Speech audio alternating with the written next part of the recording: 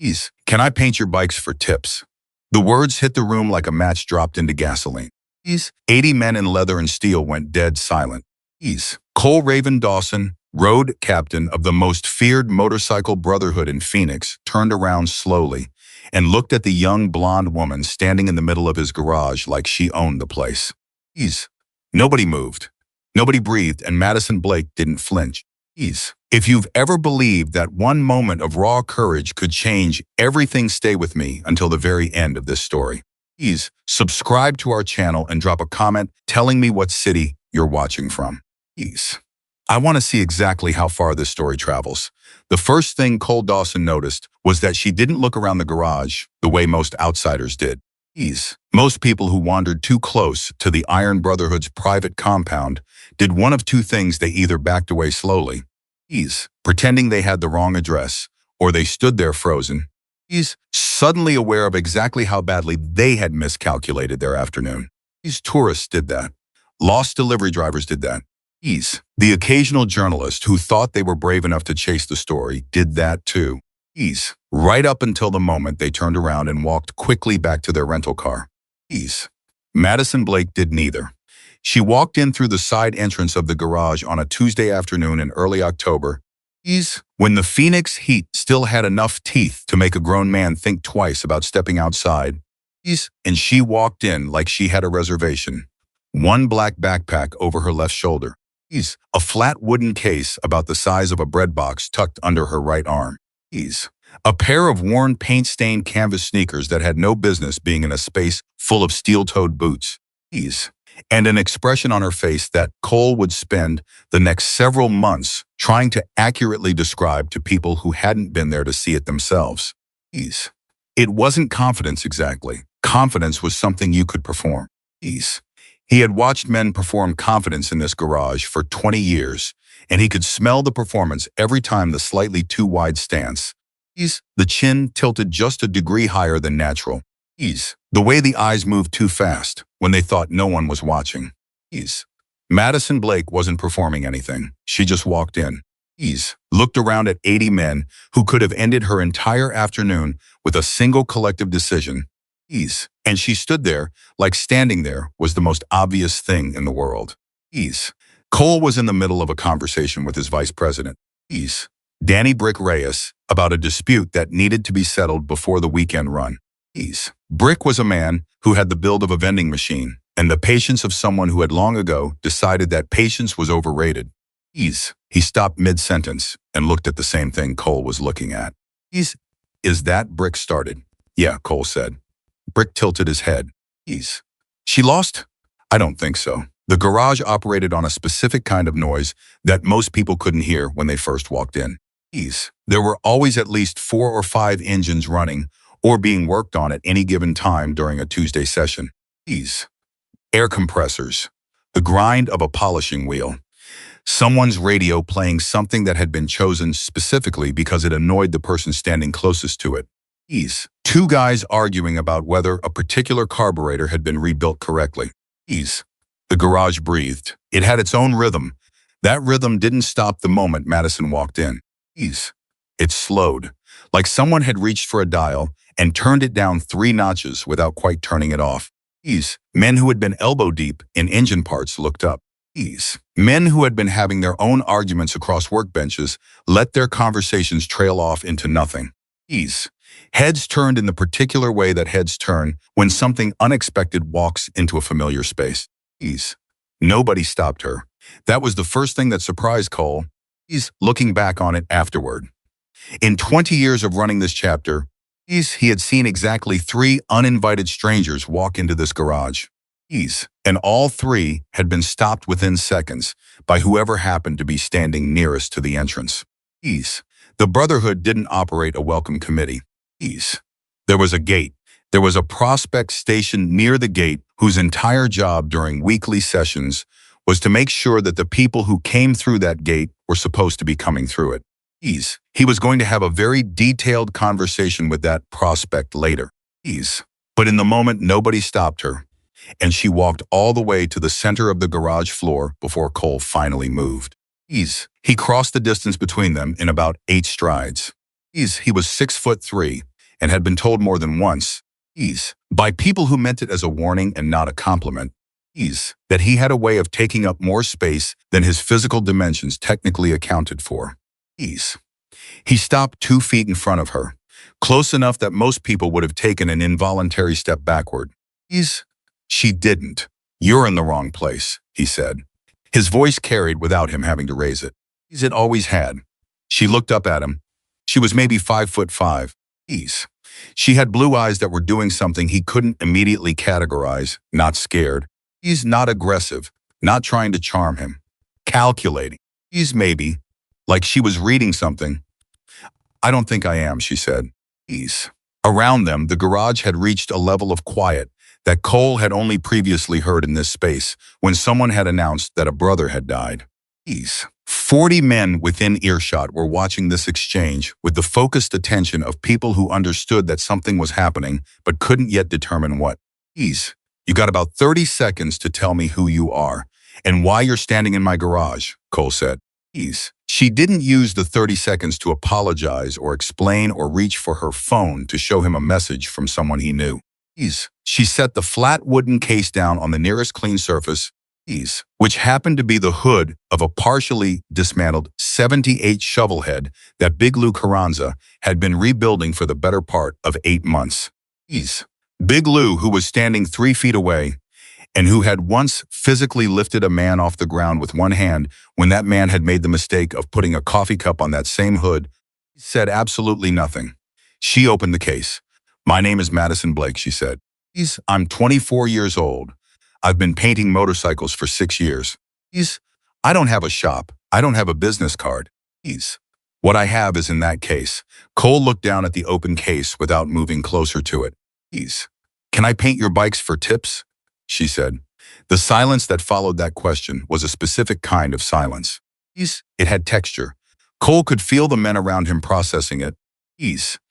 And he could feel the exact moment when the first one of them decided it was funny. Because a low sound moved through the garage, not laughter exactly.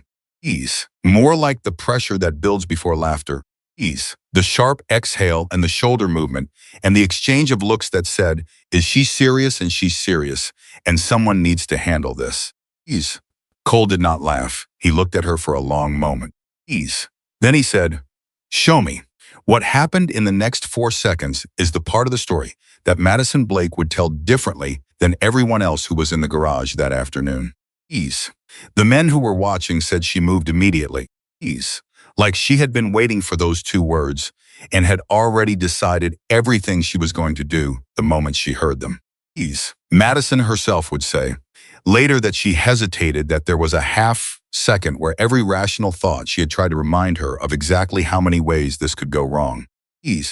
But she opened her portfolio. It was a black cloth binder, the kind that art students carry, reinforced at the corners and worn smooth at the edges from years of handling. She pulled it from the backpack without rushing, laid it on the same surface as the wooden case, and opened it to the first page.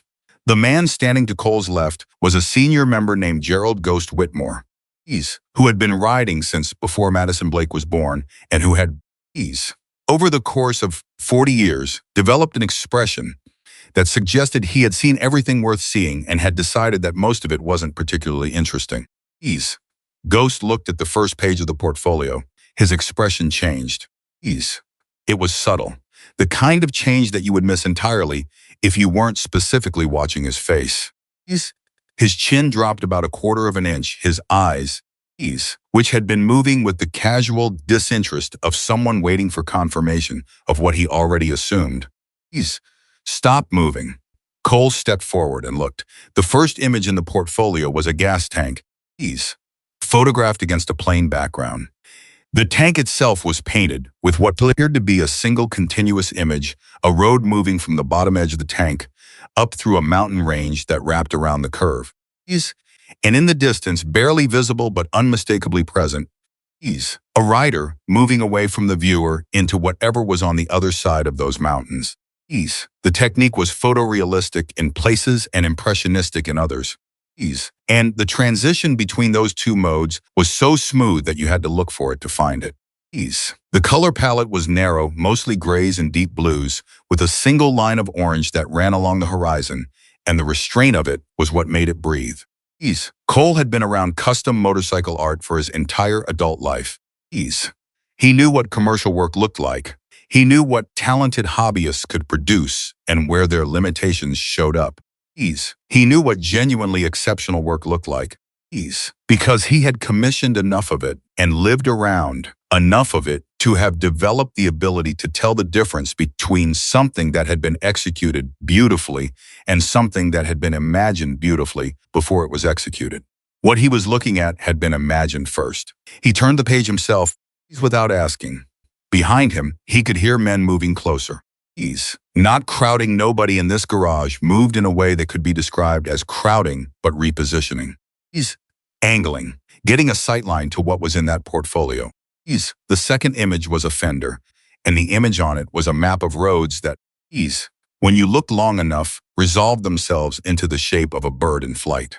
The roads were actual roads numbered, with the kinds of details that suggested she hadn't invented them, but had chosen them for a reason.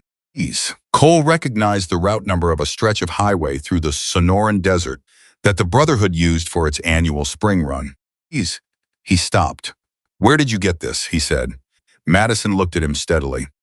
"I drove it last spring. I spend a lot of time on the road." "I sketch what I see. You ride?" "I ride." Something shifted in the room. It was small, but Cole felt it. The men who had been watching with their arms folded began to watch with their arms at their sides. She turned the page herself this time, and Cole didn't stop her. And what was on the next page made Ghost Whitmore, who had not made an involuntary sound in public in living memory, exhale sharply through his nose. The piece was a full tank and fender set, photographed together to show the complete image. It was a memorial piece that was clear immediately, and it had been done for a chapter somewhere that Cole didn't recognize, though the style of the patch, visible in the upper corner of the image, was familiar enough to tell him it was a real club and not a decorative invention. The central image was a pair of hands, rough, working hands, the kind of hands that had spent decades doing things to machines that left permanent marks, and those hands were holding a single photograph. The photograph within the painting was rendered in a different style, softer and slightly faded, like a memory rather than a present tense object. And it showed a man on a motorcycle that Cole estimated was from the early 1970s based on the shape of the frame. The faces in the piece were not idealized, they were specific. The hands had the kind of individual detail, a particular scar.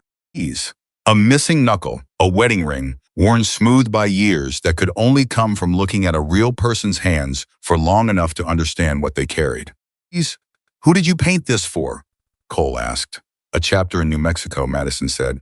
The man in the photograph was their founder. He died 18 months before I came through their town. I was eating at a diner 3 miles from their compound. And one of the members came in and sat at the counter next to me. And we talked for about 2 hours. He showed me a photo on his phone. I asked if I could come by.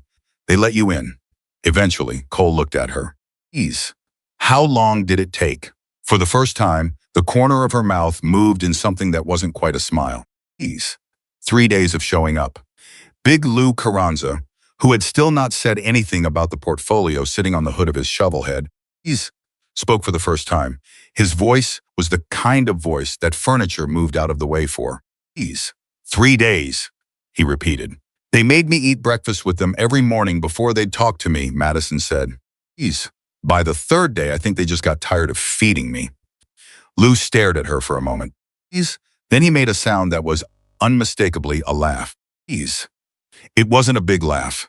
It was the kind that a man like Lou produced when something caught him genuinely off guard, and he hadn't had time to decide whether he wanted to let it out. It lasted about 2 seconds, and when it was done, his expression returned to its baseline. But the temperature in the garage had shifted by several degrees in a direction that Cole could feel without being able to name precisely. She turned another page. By the time they reached the 7th image in the portfolio, there were 23 men standing close enough to see the pages, And the garage had settled into a state of quiet that was entirely different from the silence that had greeted her arrival.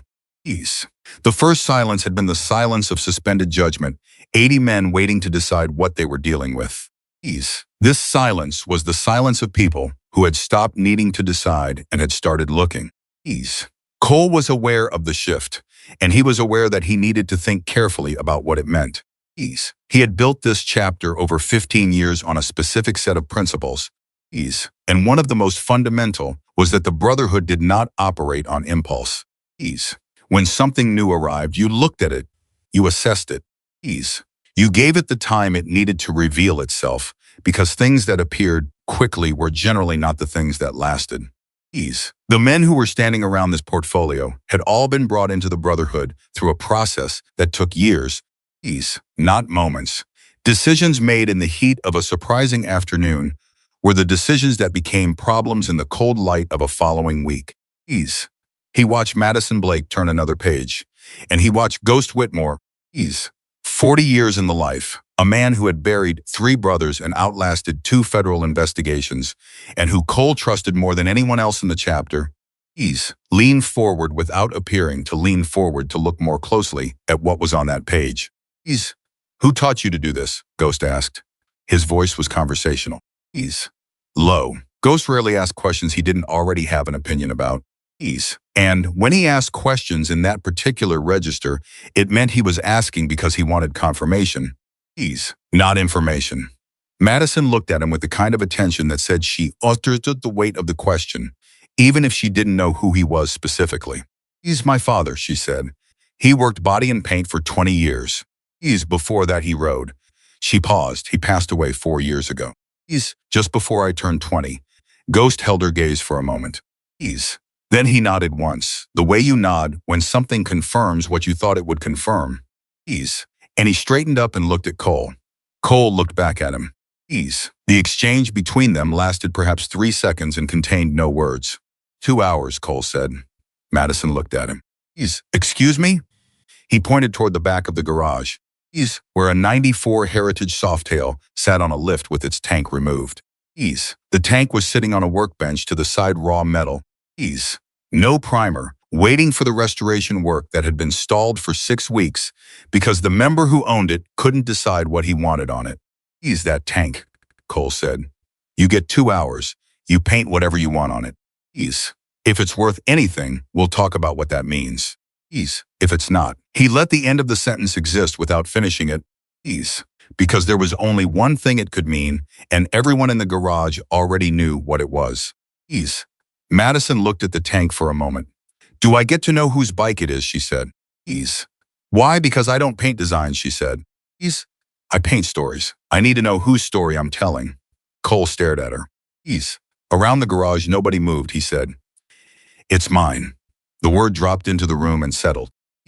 Every man present understood what it meant for Cole Dawson, who had not let anyone touch his personal machines in 11 years, not since the last painter he had trusted had delivered work that Cole had looked at for exactly 30 seconds before having it stripped back to.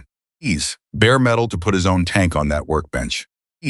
Madison walked over to the workbench and set her case down next to the tank and opened it without another word. The brushes she pulled out were the kind that cost real money, not the kind that looked expensive. But the kind that had been used long enough to be shaped by the specific way she worked. Each one worn into a slightly different form at the tip. She lined them up on the edge of the workbench in a particular order that meant something to her and nothing to anyone watching.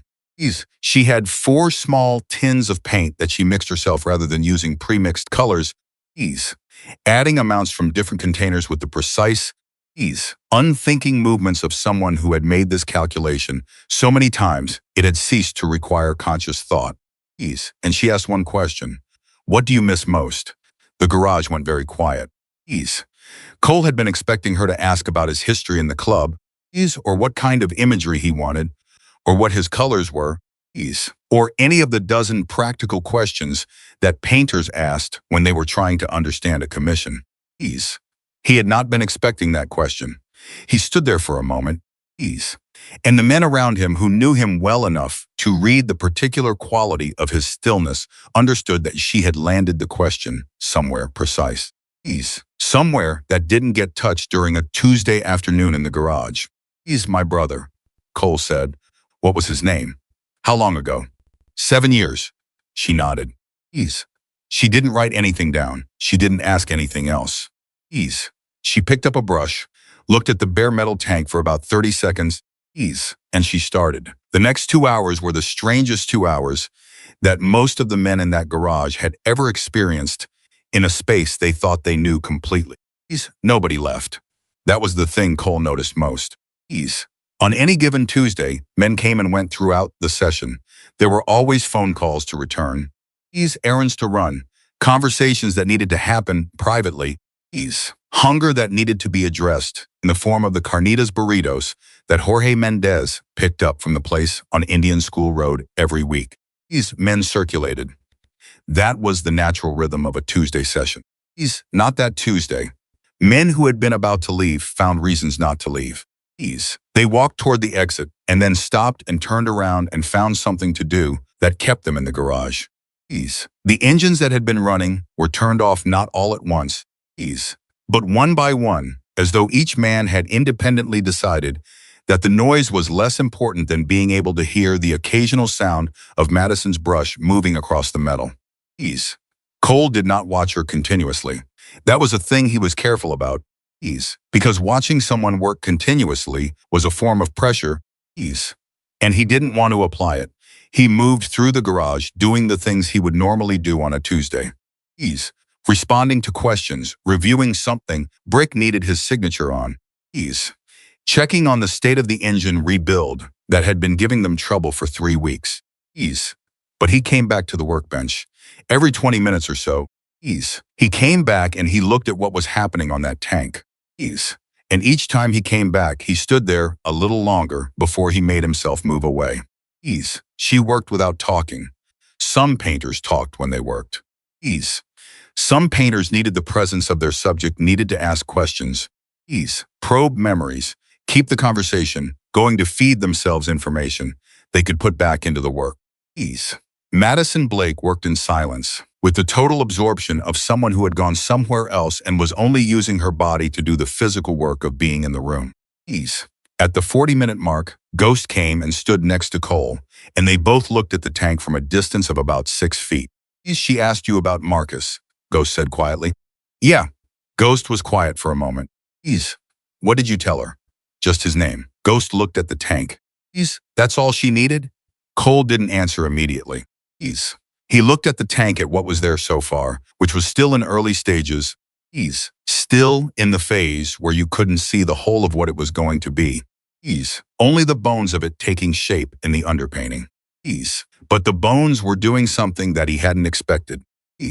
I don't know yet, he said. Ghost nodded slowly. You want me to stay nearby? Cole understood what Ghost was asking. Yeah, he said, stay nearby. At the 1 hour, 15-minute mark, Brick came and stood next to Cole, with the expression he used when he wanted to say something but wasn't sure it was the right moment. Cole said, say it. The boys are asking if we're going to talk to her about. Brick stopped. About what? About the work we need done on the tribute pieces. For the fall memorial run. Cole looked at him. The Brotherhood's annual fall memorial run was 6 weeks away. And they had been trying for 3 months to find someone to restore and repaint the 6 tribute bikes that they carried at the front of every memorial run, bikes that belonged to brothers who had died and that the chapter maintained as working. These rideable memorials. It was work that required not just technical skill, but a specific kind of understanding. And every painter they had approached in the past year had either declined outright or produced something in the initial consultation that made clear they didn't have the right understanding of what it meant. Cole said, let her finish first. Brick nodded. Then he said, she's good, Cole. I know. I mean, really, I know, Cole said. With 17 minutes left on the 2 hours, Madison stepped back from the workbench. She looked at the tank for a long time without touching it. Then she picked up a brush that was thinner than the others she had been using, the thinnest one in her lineup. worn to a point that was barely a single hair's width at the tip, and she made 4 small additions to the work in places that Cole, from where he was standing, could not yet see clearly. Then she stepped back again. She picked up a worn cloth from the side of her case, wiped her hands and turned around. "It's done," she said. Cole walked to the workbench, behind him without being asked. Without organizing themselves in any deliberate way, the men who were in the garage moved toward the workbench too. What was on that tank was not what Cole had expected. He couldn't have said specifically what he had expected, some form of tribute image. Something with traditional memorial iconography, something that spoke to loss in the language that motorcycle culture had developed over decades for exactly that purpose. He had expected something good, given what he'd seen in the portfolio. He had prepared himself to be impressed. He was not prepared for what he saw. The image on the tank was a road, but it was not a generalized road. Not the symbolic highway of the open path iconography he'd seen on 1,000 bikes. It was a specific road. He recognized it the way you recognize a face, not from features you could list, but from the total impression of everything together. It was the stretch of Route 93 north of Wickiup where he and Marcus had stopped once. On a trip they'd taken 2 months before Marcus's accident. Because Marcus had wanted to watch the sun go down from that exact spot, and Cole had given him grief about it for the entire hour they'd sat there on the shoulder, and then had never once admitted. Afterward, that it was one of the best hours of his life. He didn't know how she had known. He hadn't told her about that road. He hadn't told her anything except a name and a number. On the tank on that road, there were 2 riders. They were rendered in just enough detail to be distinct from each other, different builds. Different positions on their bikes, and they were riding together. Not away from anything, not toward anything specific. Just riding. The way brothers ride when there's nowhere they need to be. In the corner of the image, barely visible in the shadow of the road's shoulder, were 4 small shapes that Cole had to lean close to see. They were paint cans, small, hand-lettered with the kind of detail you needed perfect light to catch. And next to them, in lettering so small, it required Cole to lean within 6 inches of the tank to read. These were 2 words. He painted. Cole stood up slowly. He turned around. Madison Blake was standing 6 feet away, watching him with that same unreadable expression she had walked in, with the one that wasn't performing anything. That was just there, present and patient, waiting for whatever was going to happen next. Marcus painted, Cole said. I figured, she said. How? The way you said his name.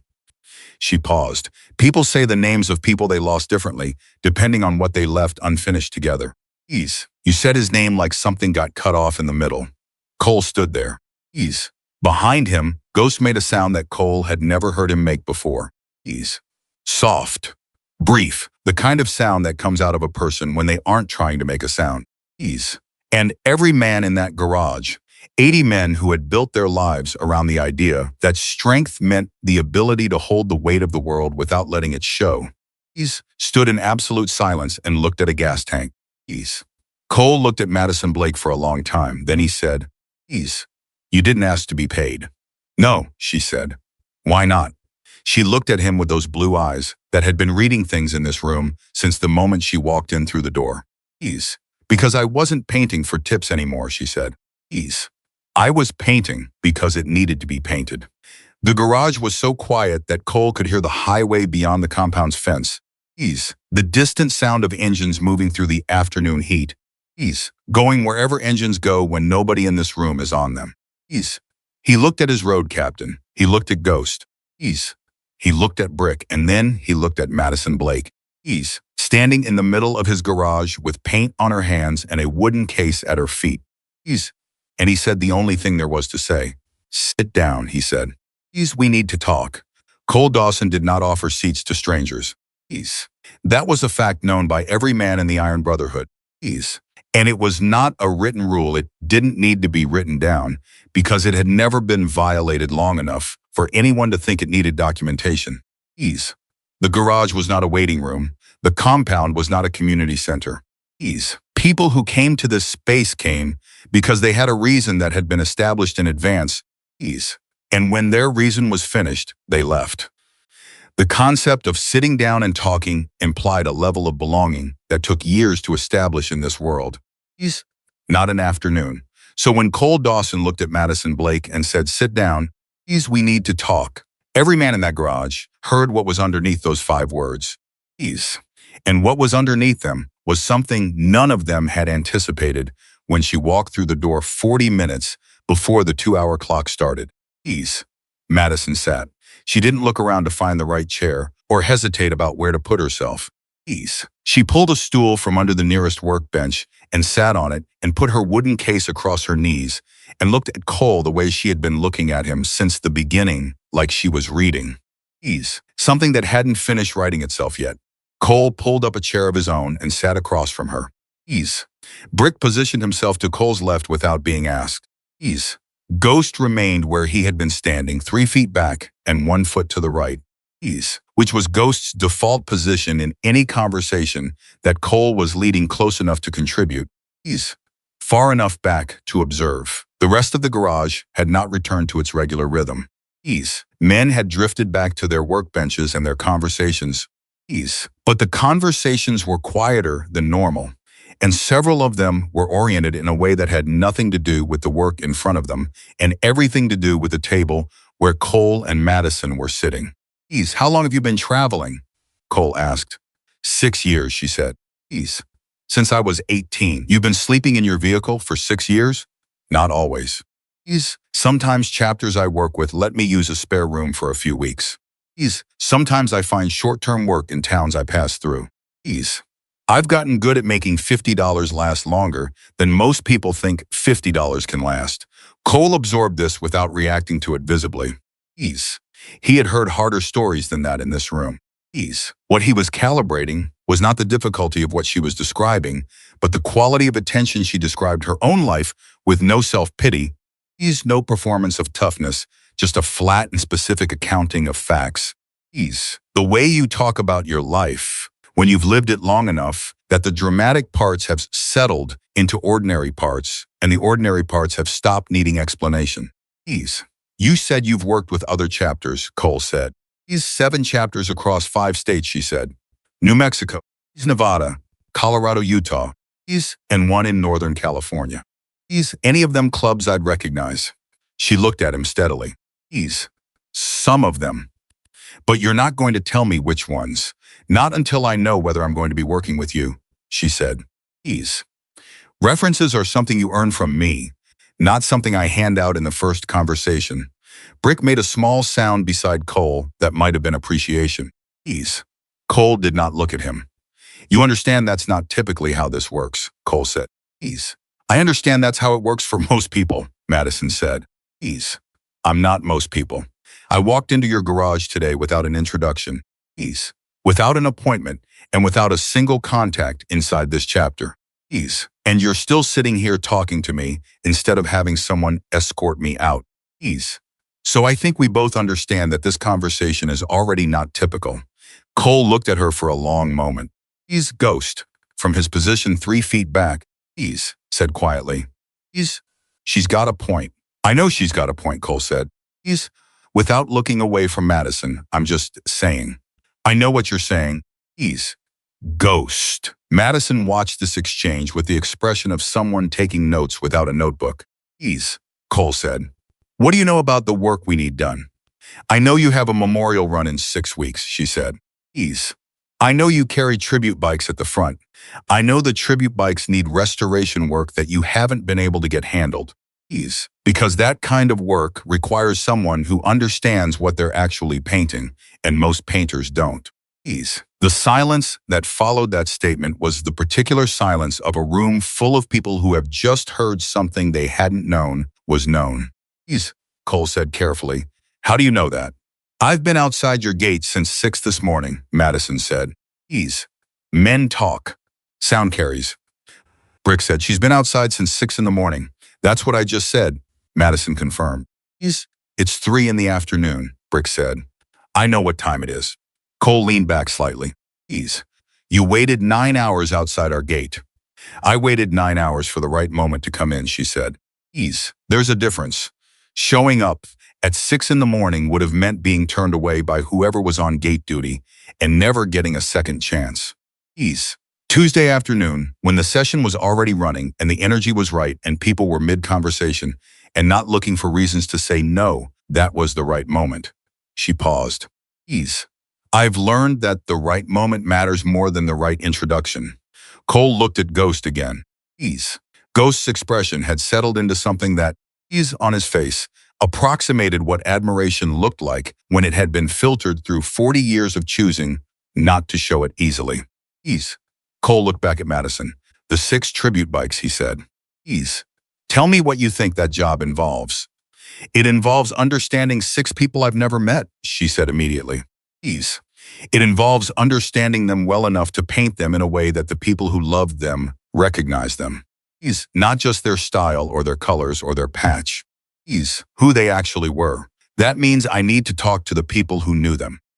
I need time, and I need to be trusted enough to access that information. Which means this conversation has to go well enough that you're willing to tell people to talk to me honestly rather than carefully. Cole was quiet. Brick said, under his breath. She's done this before. I've done this before, Madison confirmed. Because she had heard him. The directness of her was starting to produce something in the room that Cole could feel shifting. It wasn't softening. These were not men who softened easily, and a few good paintings and a sharp conversation were not going to change the fundamental way this chapter operated. But there was a quality to the resistance in the room that was changing. At the beginning of her time in this garage, the resistance had been the resistance of refusal. We don't know you, and we don't want to know you, and you need to leave. It was becoming something else, the resistance of serious consideration. The kind you only apply to things you're actually thinking about. Cole said. You'd need access to our members, to some of them. Yes, you'd need access to our histories, to the histories that relate to the 6 brothers I'm painting. Yes, that's not something we give to people we met 3 hours ago. I understand that. She looked at him without blinking. Which is why I'm telling you what the job requires so you can decide whether you trust me enough to let me do it. I'm not going to pretend I can do the work without access. And I'm not going to promise you a result and then deliver something that doesn't deserve to be on those bikes. The moment I do work I'm not proud of, my entire value to anyone in this community disappears. I don't have a reputation I can afford to burn. She paused. Neither do you. Cole let that last sentence sit in the air between them for a moment. Then he said, you'd need somewhere to work. I have a van. I've worked out of smaller spaces than that. You'd stay on the compound. If that's what you're offering. I'm not offering it yet, Cole said. I'm establishing what it would mean if I did offer it. Madison nodded once. Understood. Cole looked at Ghost. Ghost gave him nothing, no expression. No nod, no signal, which with Ghost was itself a signal. Ghost only went neutral when he had already made up his mind and had decided that making up his mind was Cole's job. Not his. Cole looked at Brick, who did give him something, the specific expression Brick used when he thought the answer was obvious and was exercising what he considered to be extraordinary patience in not saying so out loud. Cole looked at the gas tank sitting on the workbench. He looked at Madison Blake sitting on the stool with the wooden case across her knees. Paint still visible on 3 of her fingers, looking back at him with the calm of someone who had survived enough uncertain afternoons to have stopped being frightened of them. You eat carnitas? He said. Madison blinked. For the first time since she'd walked through the door. Something in her expression shifted into a territory that was adjacent to surprise. Yes, she said. Jorge, Cole said, raising his voice without turning his head. From across the garage, Jorge Mendez looked up. Add one, Cole said. Jorge looked at Madison for a moment. Then he looked back at Cole and nodded and pulled out his phone. Brick exhaled a slow, controlled exhale that was doing significant work holding in whatever he actually wanted to say. Ghost moved for the first time in 20 minutes, walking toward the coffee setup in the corner, which meant he was staying. And Madison Blake, who had waited 9 hours outside a gate and walked into a garage full of strangers and painted a dead man's memory onto a piece of bare metal in 2 hours. He's sat on her stool and breathed in a way that was, for the first time all afternoon, he's completely unperformed. She was staying too. The carnitas arrived at 4:30. And the thing about food in a garage full of men who had been working since morning was that it changed the atmosphere in a way that no amount of negotiation or demonstration could. People stopped performing their positions and started eating. And eating had a particular democracy to it. The most senior and the most junior member of any organization ate the same burrito from the same bag. And the temporary equality of that moment had a way of making conversations possible that hadn't been possible before. Madison ate without making a production of it. She sat at the end of the long table that the men had moved toward. And she ate the burrito that someone passed to her without asking what was in it. And she didn't try to start conversations, but she answered the ones that came to her. The first one came from a member named Pete Okafor, who everyone called Six, a nickname Cole had never felt the need to understand the origin of.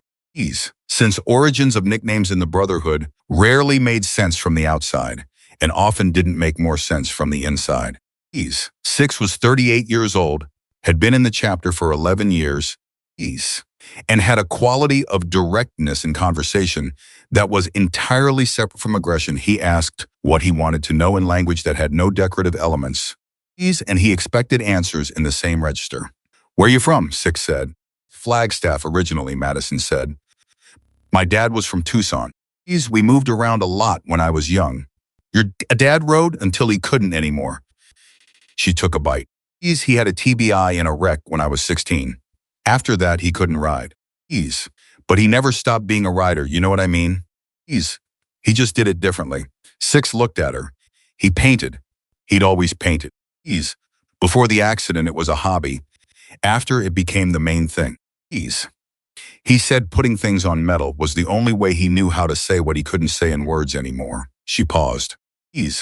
"I think that was always true. The accident just made it impossible to pretend otherwise." Six chewed. Looked at that back at her. "When did he pass?" 4 years ago. It was his heart, not the injury. He made it a good 8 years after the wreck." She said it the way you say it, when you've had long enough to carry it without having to put it down for the sentence. He was 48.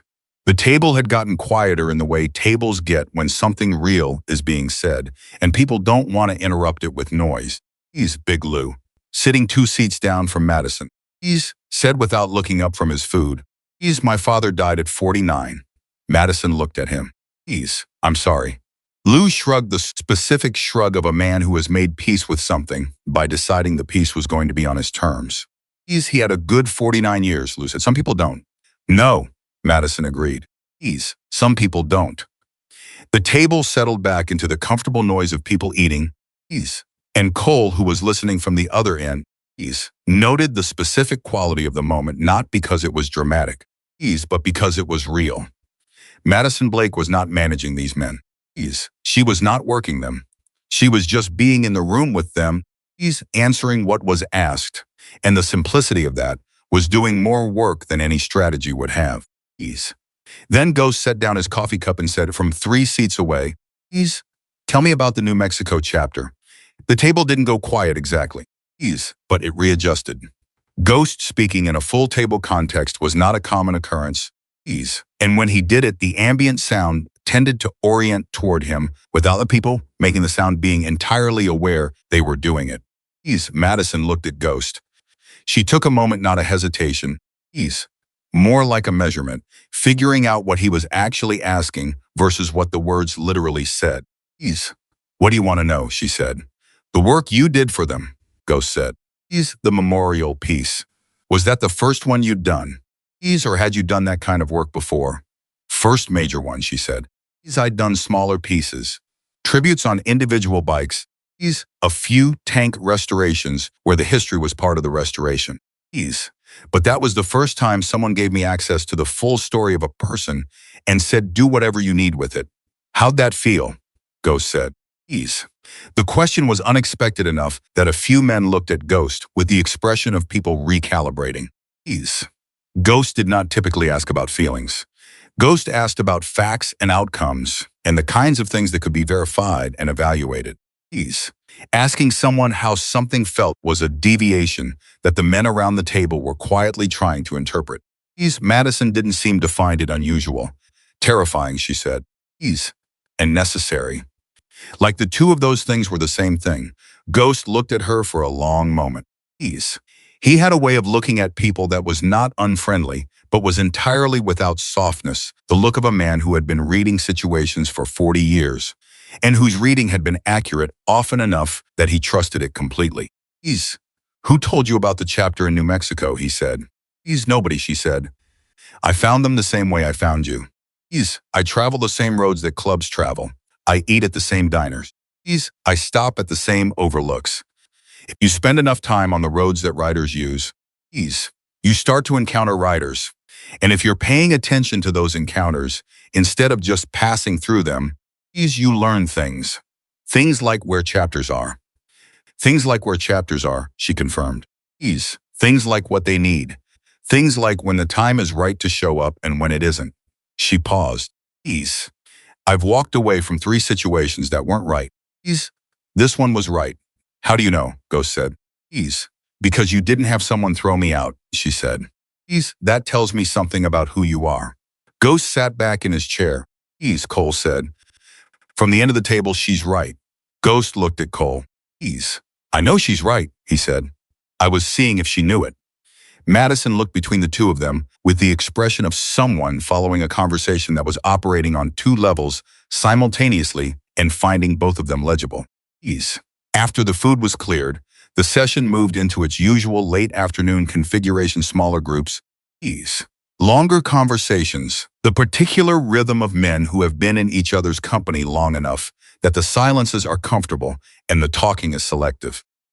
Madison remained at the table with Ghost and Cole and a member named Tito Vasquez, who handled the Brotherhood's charity work, and who had been watching Madison with the thoughtful attention of someone building a case. The tribute bikes, Tito said. You know what we do with them on the memorial run? You ride them, Madison said. Each one ridden by someone who knew the brother well enough to carry him. Tito nodded slowly. Last year, one of the bikes had a fuel line issue 3 miles into the run. The brother riding it had to pull over. He said it felt like losing the man twice. He looked at her. That's the weight of it. I understand the weight, Madison said. Telling me you understand and understanding it are different things, Tito said. Not aggressive, precise. You're right, she said. So let me say it differently. I've sat with the widow of a rider while she described what her husband's hands looked like when he was working on his bike. And I've painted those hands onto metal and watched her see them and have it be the first time in 8 months she'd said his name without crying. That's the closest I can get to proving. I understand the weight without actually proving it by doing the work. She looked at Tito evenly. Which is what I'm offering to do. Tito was quiet for a moment. Ramona, he said then. Cole looked at him sharply. Tito kept his eyes on Madison. One of the 6 tribute bikes belonged to a brother named Ramon Vasquez. He was my cousin. He died 3 years ago. The bike has been sitting in my garage because I haven't been able to let anyone touch it. Because nobody I've talked to about the restoration has understood what they'd be touching. He stopped. If you can tell me, after talking to me for 1 hour, one thing about who Ramon was that I haven't told you, something you got from what I said and how I said it. Not from what the words literally meant, then I'll tell Cole to give you whatever access you need. The table had gone completely still. Cole said carefully. Tito. It's fine, Tito said. She either can or she can't. I want to know which. Madison looked at Tito for a long moment. Not at the table, not at her hands, not at Cole, at Tito. Tell me about the last time you rode with him, she said. Tito talked for 40 minutes. He talked the way men who have been holding something for 3 years talk when someone finally asks them the right question, not in a flood, but steadily, with the careful pace of someone choosing each piece deliberately, deciding as they went what was important enough to say out loud. He talked about a Sunday ride they'd taken 6 weeks before Ramon's accident. Ease. He talked about the fact that Ramon had wanted to stop at a specific stretch of road and had gotten quiet in a way that Tito had noticed but hadn't asked about. Ease. Because sometimes men on rides needed the quiet, and asking about it was the wrong thing to do. Ease. He talked about how Ramon had always carried a small photograph in his left front pocket, a photograph of his mother's house in Nogales that he'd grown up in, and how that photograph had been in his pocket when he died and had been returned. He's with his effects and how Tito still had it in a frame. He didn't cry. Tito Vasquez was not a man who cried in front of people. And nothing about the situation had changed that fundamental fact. But his voice changed at specific points, small modulations that were not about volume but about weight, and Madison heard every one of them. When Tito stopped talking, he sat back and looked at her and said, "Go ahead," Madison said. He knew. Tito went still. "That day you stopped," she said. The quiet moment. He knew something was coming, not the accident specifically, nobody knows that. But he was carrying something he was trying to figure out how to tell you. And he couldn't find the words, so he got quiet, because the quiet was the closest he could get to saying it. She paused. And you knew he was carrying something, and you didn't ask. And you've been living with the fact that you didn't ask for 3 years. The silence that followed was the most complete silence the table had experienced all afternoon. Tito looked at Madison Blake with an expression that contained about 6 different things at once. And none of them were easy, and all of them were real. How? He said. The way you described the quiet, she said. You said he got quiet in a way you noticed. You didn't say unusual or strange. You said in a way you noticed, which means you registered something specific, but you're protecting yourself from naming it, because naming it means acknowledging you already knew it in the moment, and didn't act on it. She kept her voice completely level. That's not a failure. That's what it means to love someone. You give them the space they're asking for, even when part of you knows they might need you to push. You did the right thing. It just didn't turn out the way you needed it to. Tito did not respond immediately. Ghost, sitting to Cole's right, was looking at the surface of the table. Brick had his arms crossed and his jaw set in the expression he used when he was experiencing something he hadn't budgeted for emotionally and was managing the deficit in real time. Tito said, "What would you put on his bike?" "His mother's house in Nogales," Madison said. "And the road where you stopped." "And his hands." She looked at him. "Are they like yours?" Tito looked at his own hands on the table. "Similar," he said. "His were bigger." "Then I'll paint bigger," she said. Cole looked at Tito. Tito looked at Cole. And something passed between them that didn't need words, because it had been built over 20 years of shared language, a language of looks and silences, and the small specific signals that close men develop when they've been through enough. Together, that verbal communication starts to feel redundant. Cole said. To Madison, "You can stay." Madison breathed. One breath, controlled and deliberate. The breath of someone who has been holding something for 9 hours and has finally been given permission to put it down. "Thank you," she said. "Don't thank me yet," Cole said. The 6 bikes are one thing. The people connected to those bikes are another.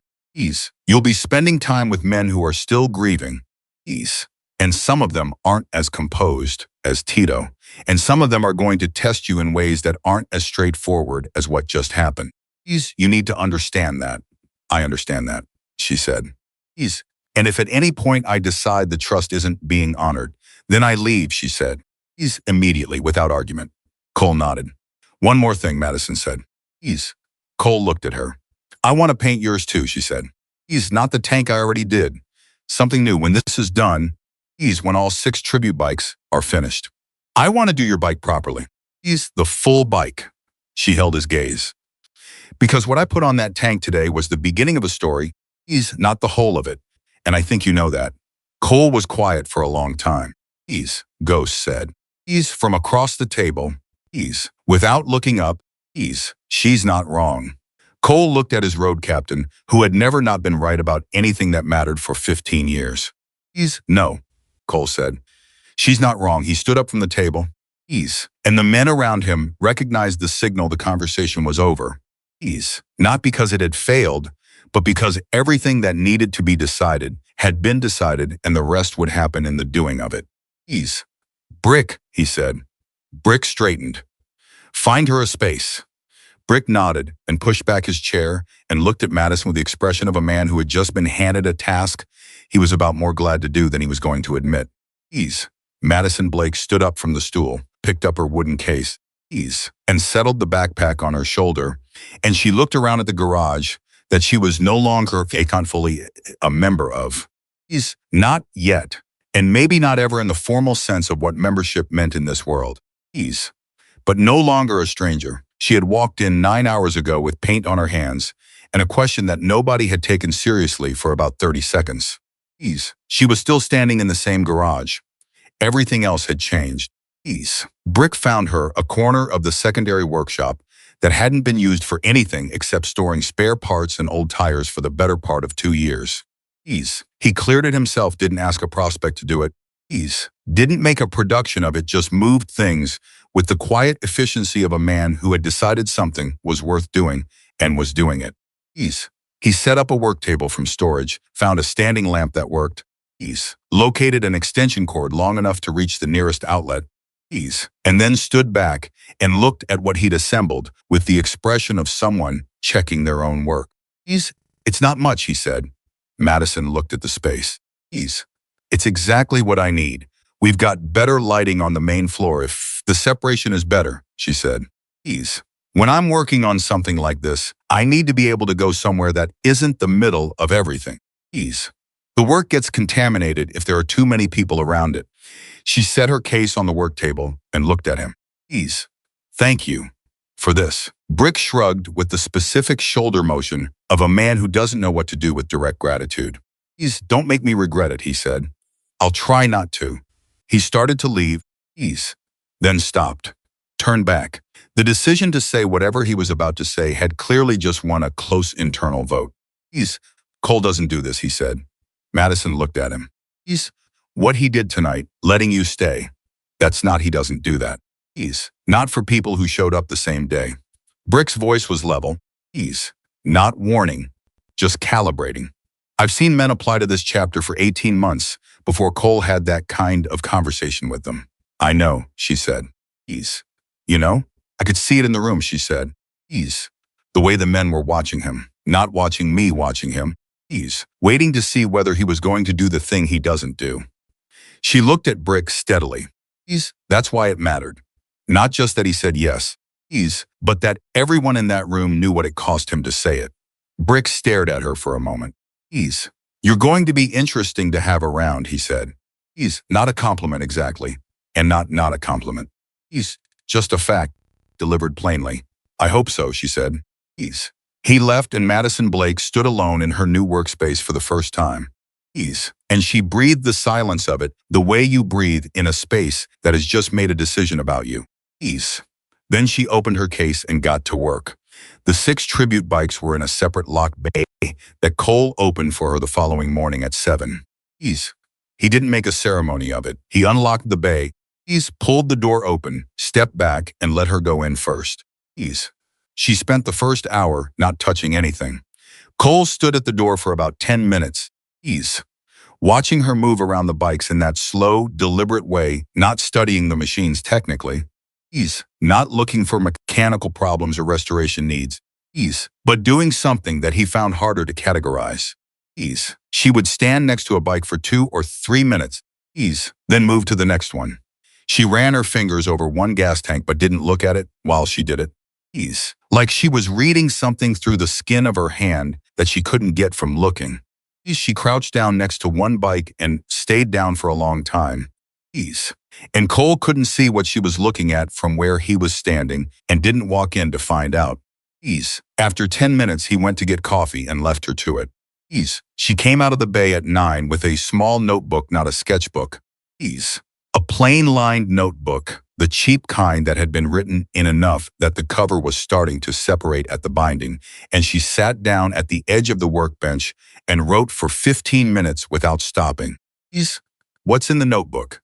Cole asked. Questions, she said. Ease. For who? Whoever's willing to talk. She looked up. Ease. I need to start with the hardest one first. Cole knew which one she meant without asking. Ease. There was one bike in the bay that was harder than the others, not in terms of its mechanical state, ease, but in terms of the person it belonged to and the way that person had died and the specific rawness that was still alive in the chapter around that death. Ease. Bobby Tran had been 26 years old, the youngest member in the chapter's history, ease, and he had been dead for 14 months, and the men who had known him best were still in the part of grief where the wound was sealed on the surface but hadn't finished its work underneath. Ease, Danny, Cole said. Danny Flores had been Bobby Tran's closest friend in the chapter. Ease. They had been prospected together, patched in together, ease, ridden together, for 3 years before Bobby's accident on Route 60 on a November morning when the road was dry and the visibility was good, and there was no explanation that any of them had ever been able to find that made it make any kind of sense. Ease. I need 20 minutes with him, Madison said. Danny doesn't talk about Bobby, Cole said. Ease. I know. I mean, he genuinely doesn't. He hasn't said Bobby's name out loud in the chapter since the memorial service.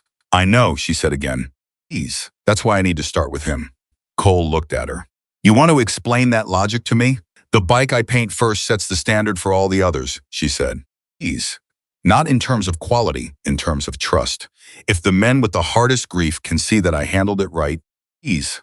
The men with the grief that's a little further from the surface will believe I can handle theirs. She paused. Danny Flores is the hardest. If I do right by Bobby Tran, the rest of the chapter will let me in. If I don't, she let the end of that sentence go. Cole was quiet for a moment. He understood the logic. He didn't entirely like it, but he understood it. I'll talk to Danny, he said. Don't tell him what to say or what not to say, Madison said. Just tell him I'm coming and that he can say as little or as much as he wants. He'll say nothing. Probably, she said. That's fine. I don't need him to talk. I just need him to be in the same room. Cole looked at her with the expression he'd been putting on since yesterday afternoon, the one that was equal parts assessment and something that wasn't quite discomfort, but was in the same neighborhood.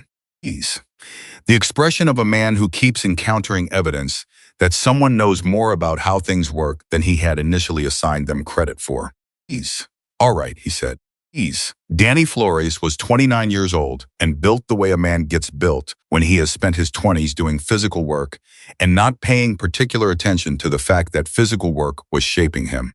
He had forearms that looked like they had been designed for a larger person and hands that were disproportionately still for a man who worked with them, the stillness of someone who had trained him to stop moving when he was thinking. Because movement attracted attention, and attention was currency he didn't want to spend. He came into the secondary workshop at 10:30 and stood just inside the door and looked at Madison with an expression that was not unfriendly and was not welcoming and was doing the very specific work of being neither. Cole said you wanted to talk. He said, I said I wanted you here, she said. Talking is up to you.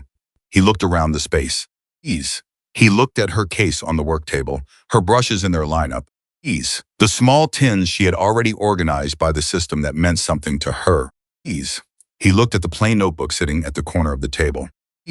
Cole said, you're painting Bobby's bike, he said. Yes, why do you need me for that? Because you knew him, she said. A lot of people knew him. Not the way you did, she said.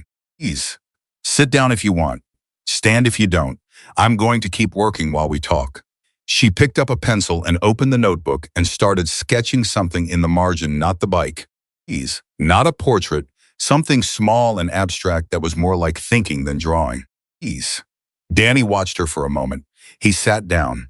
He did it the way a man sits down when he has decided to sit down before his brain is caught up with the decision, that particular sequence where the body moves first and the mind watches. He pulled a stool from the corner and sat on it and put his hands on his knees. He would have hated this, Danny said. Madison kept sketching. Why? Being turned into something ceremonial. He didn't like being. Danny stopped. Recalibrated. He was private. You know, people thought he was outgoing because he talked a lot. But talking a lot was how he kept people from getting close enough to see the stuff he didn't want them to see. He was the loudest person in the room and the most private person in the room at the same time. And I don't know if anyone in the chapter understood that except me. Madison wrote something in the notebook. Ease. Not the sketching movement, actual writing.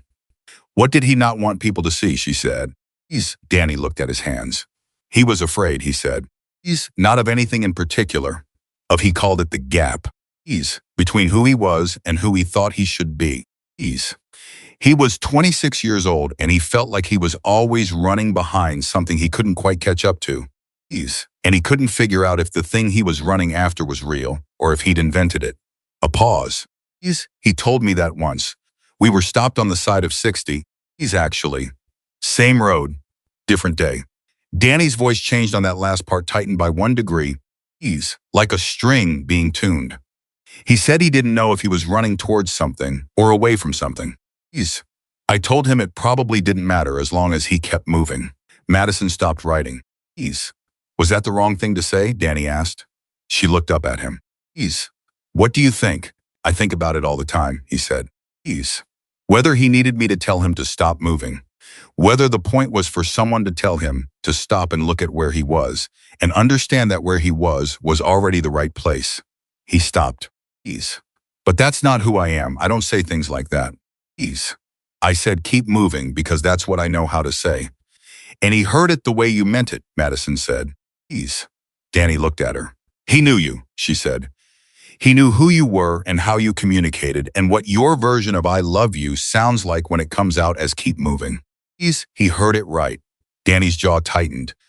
The muscle along the side of his face moved in the small, involuntary way that specific muscles move when a person is doing significant work, not to respond to something physically. You don't know that, he said. No, she said, I don't. But you do. And the fact that you're still thinking about it 4 years later, the fact that it still matters to you, whether you said the right thing, is itself the answer to the question. People who didn't love each other right don't spend years wondering if they said the right thing. She held his gaze. They just don't think about it at all. Danny sat with that for a long time. The workshop was quiet except for the distant sounds of the main garage engines. These voices, the metallic percussion of work being done on steel. Sounds that were familiar enough to be background and present enough to be company. What are you going to put on his bike? Danny said. A road, she said, and a gap. Danny looked at her. Not a literal gap, she said quickly. Not empty space. The gap the way he described it. The distance between where you are and where you think you should be. Which is a distance that looks like a lot of empty space when you're standing at one end of it but closes completely when you get to the other side and look back.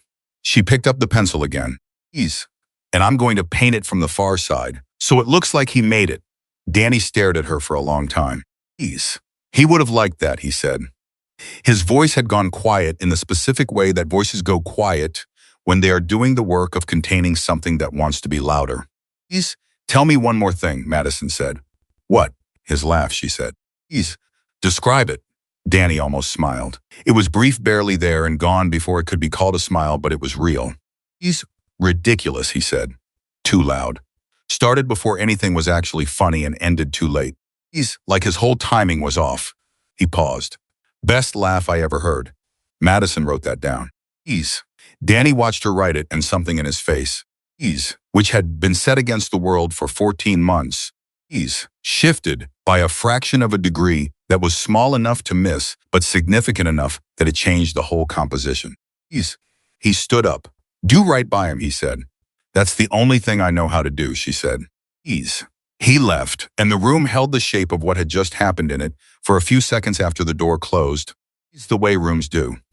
She painted Bobby Transk first, over 3 days, and she didn't let anyone see it until it was done.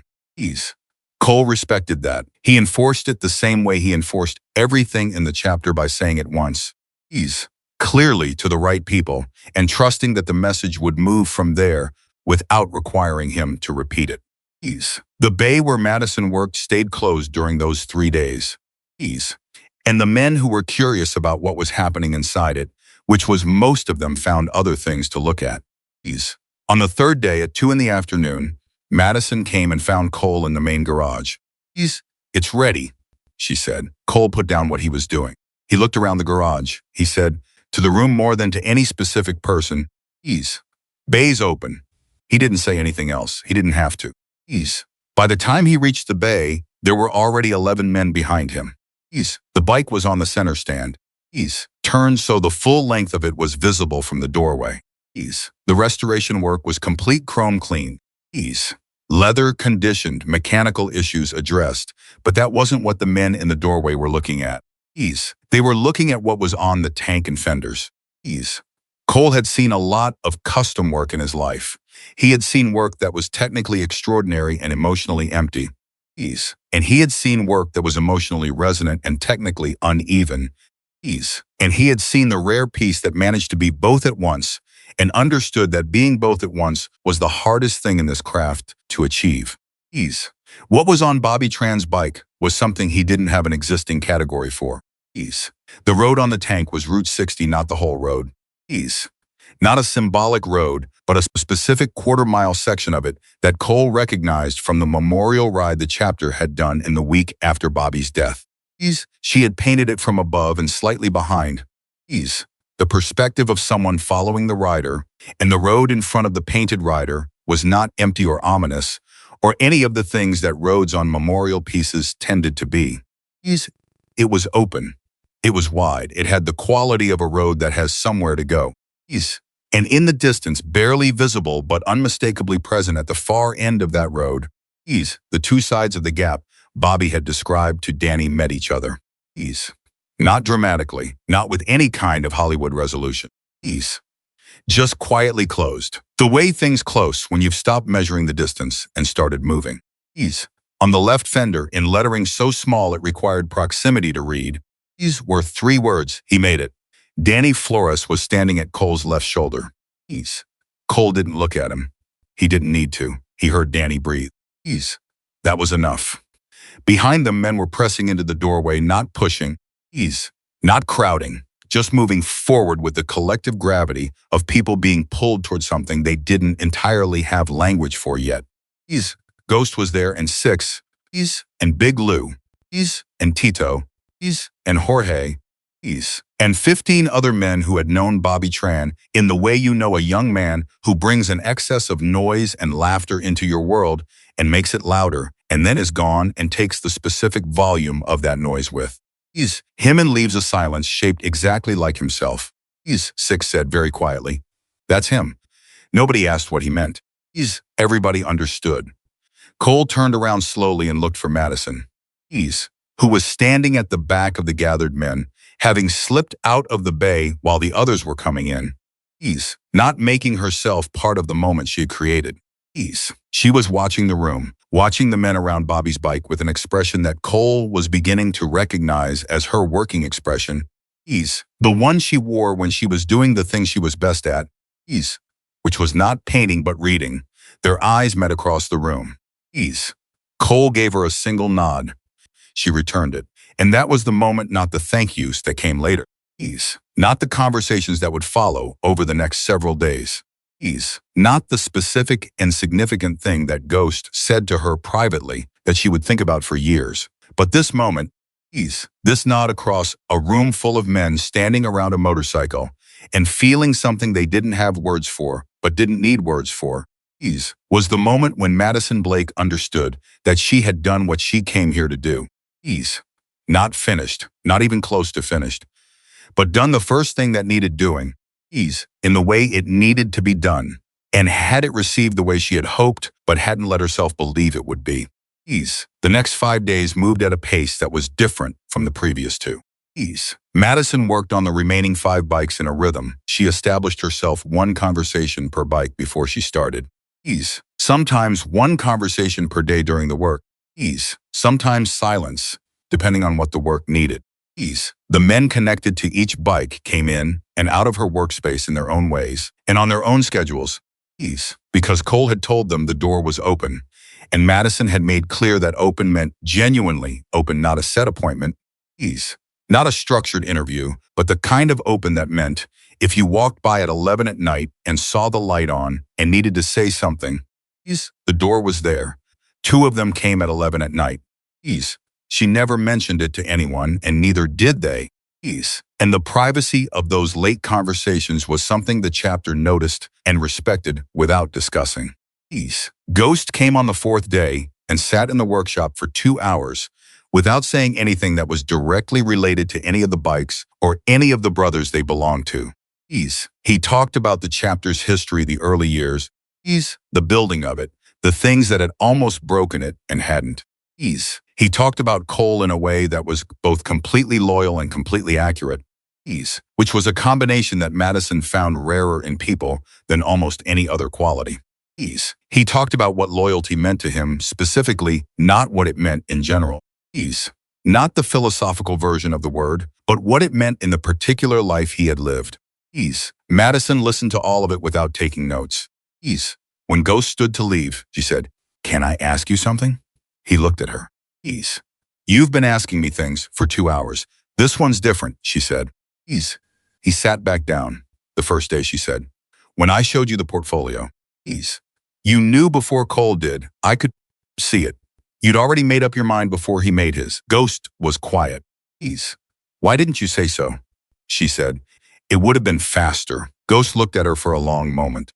Ease. "Because it wasn't my call to make," he said. "Cole is the one who has to live with what gets decided here.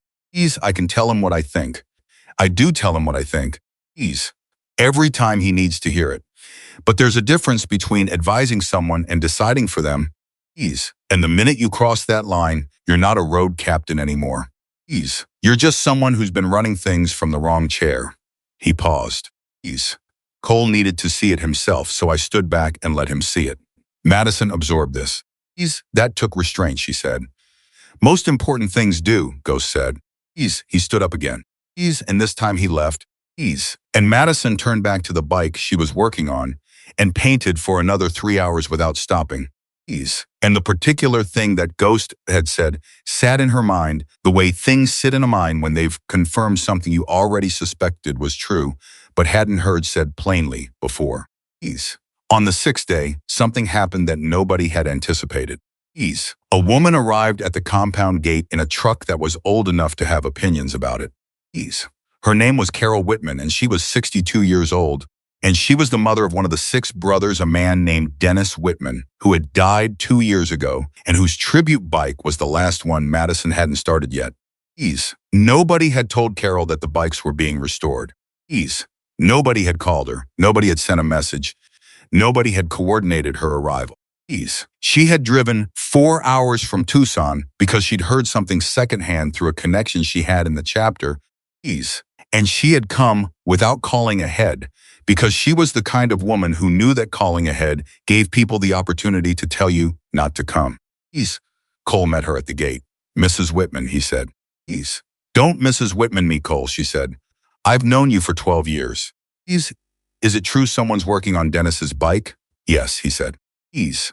She looked at him the way mothers look at people who have been responsible for their children.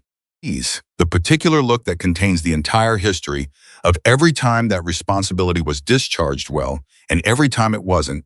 Ease all held in the same expression. "I want to see her," Carol said. Ease. Cole said, "I'll take you." Madison heard footsteps in the hallway out as the workshop and looked up from the tank. She was priming Dennis's tank. Ease. As it happened, the one she had just started, and when the door opened and Cole walked in, followed by a woman she had never seen before.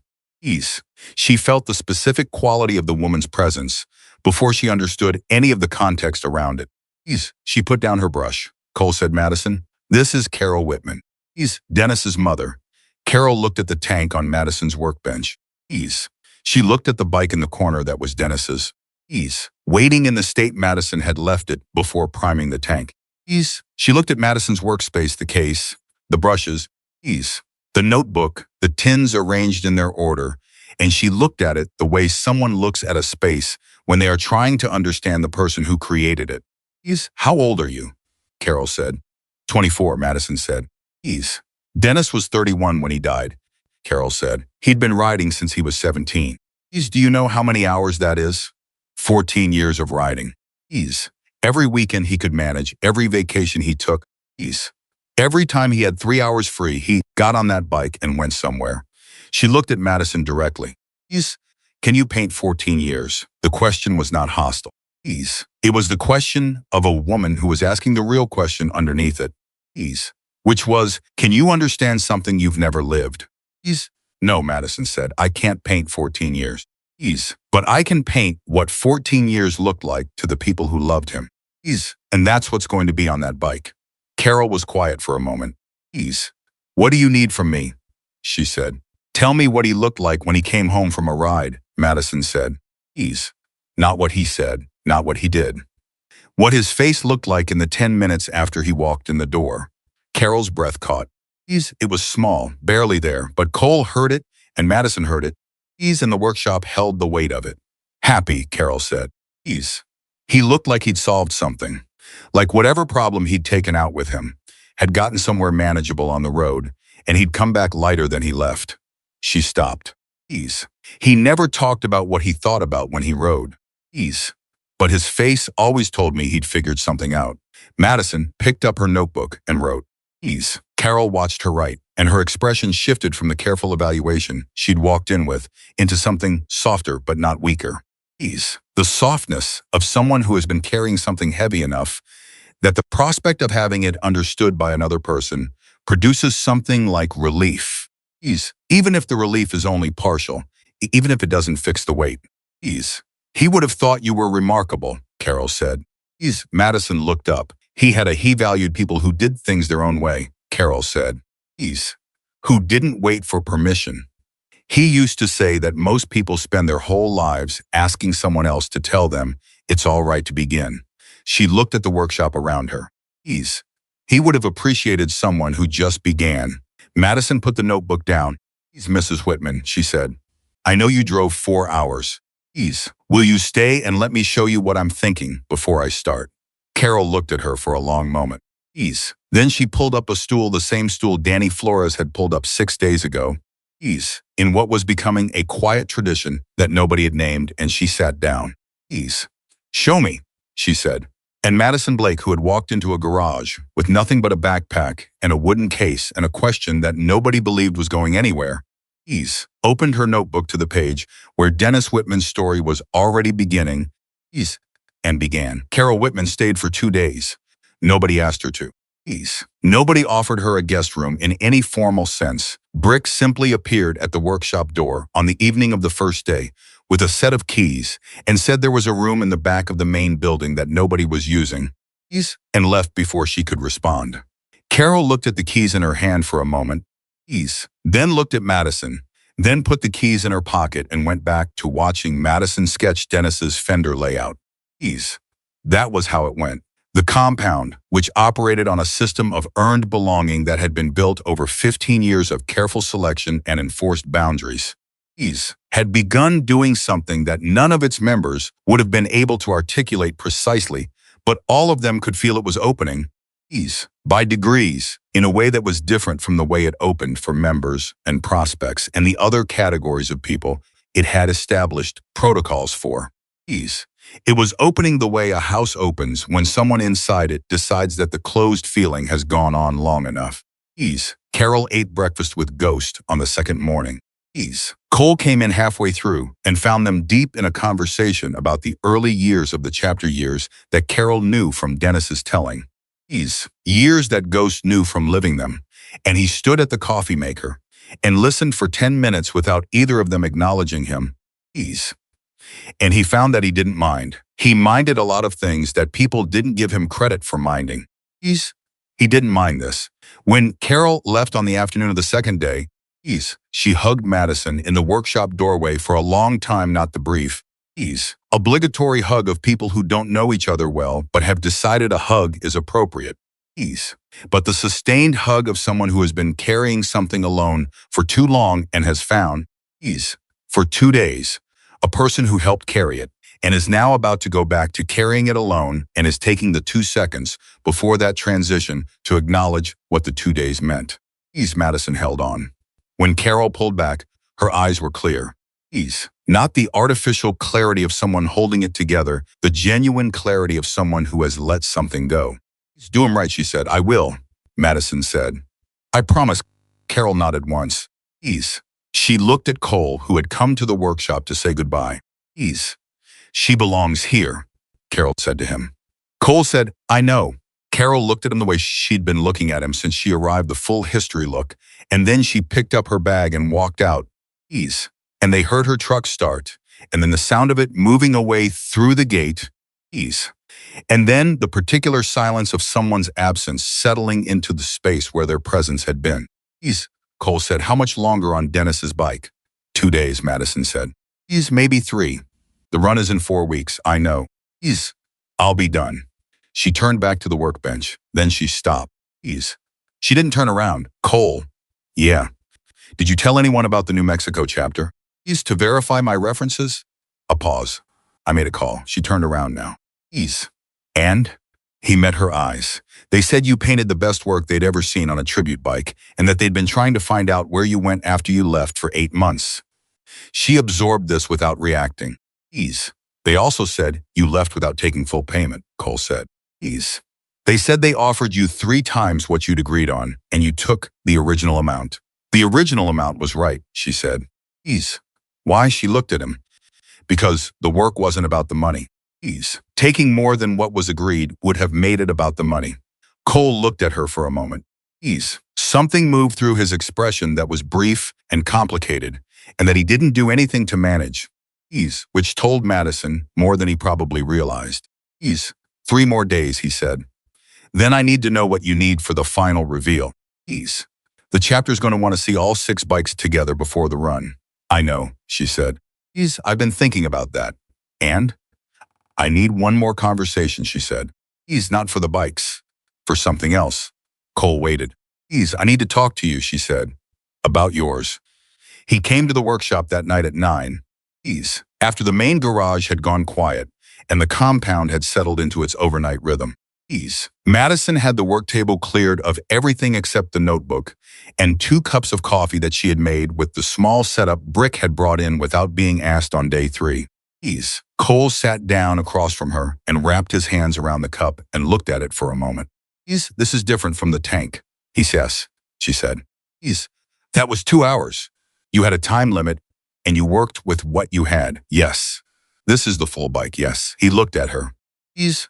So what do you need? I need to know about Marcus, she said. Ease. Not the loss of him. Not the grief. I need to know who he was before all of that became the main thing people think about when they think about him. Cole was quiet. Ease. The tank I painted had the road and the 2 riders in the paint cans, she said. Ease. That was the beginning.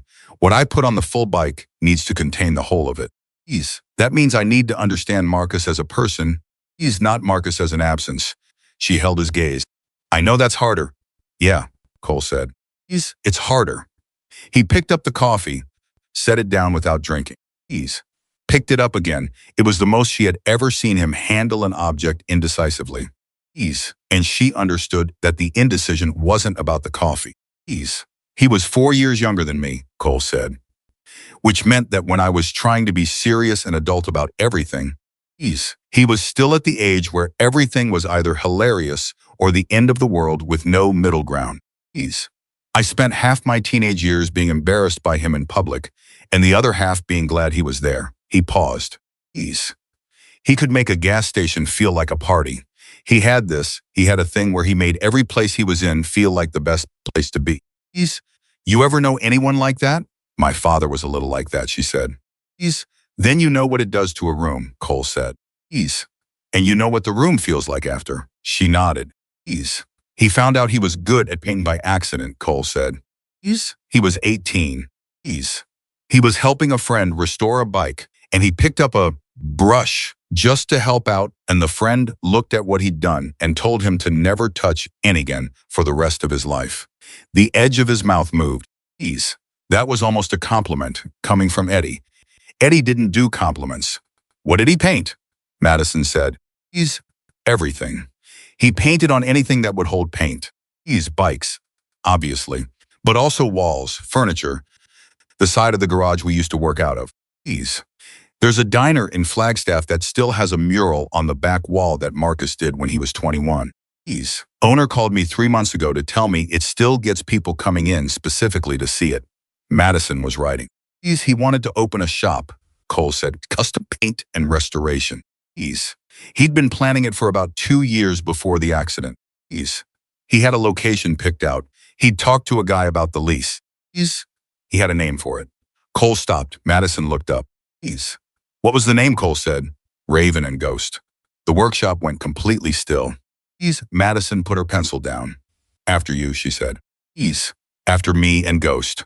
Cole said. He was going to name his shop after the two of us because he said we were the ones who taught him that good work outlasted everything else.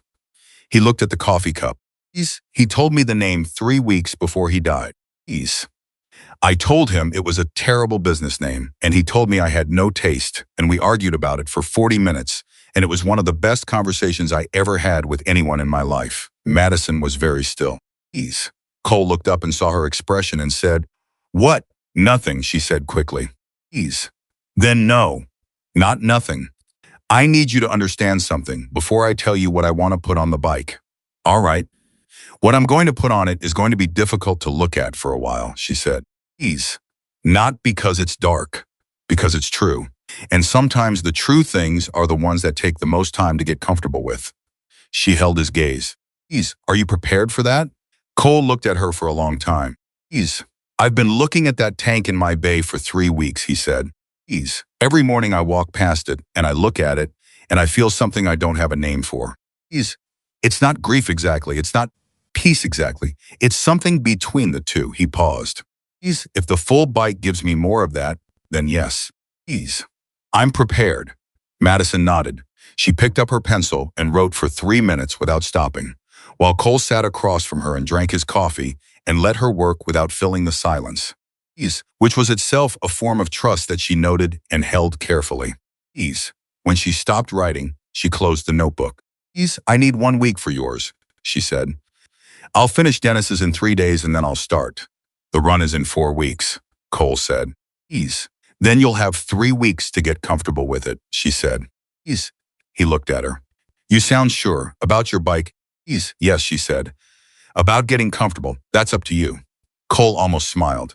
It was the same almost smile she had first seen on him when he told Jorge to add one to the burrito order, the expression of a man who found something genuinely worth smiling at but had spent so many years exercising restraint with his. Face that the smile rarely made it all the way out. Go paint, he said. She went. Dennis Whitman's bike was finished 71 hours later. At 4 in the morning, while the compound was asleep. Madison stood back from it, in the empty bay, and looked at it in the particular silence of work that is complete. The silence that is different from the silence of work in progress. Heavier and more settled, the silence of something that has found its final form. She had painted Dennis's story from his mother's words, a man who came home from rides lighter than he left. A man who solved things on the road, a man whose face told the people who loved him what his voice never said directly. On the tank, she had painted not a road but a threshold, the moment of return. The instant before the door opens, the weight on the far side of 14 years of solving things in motion.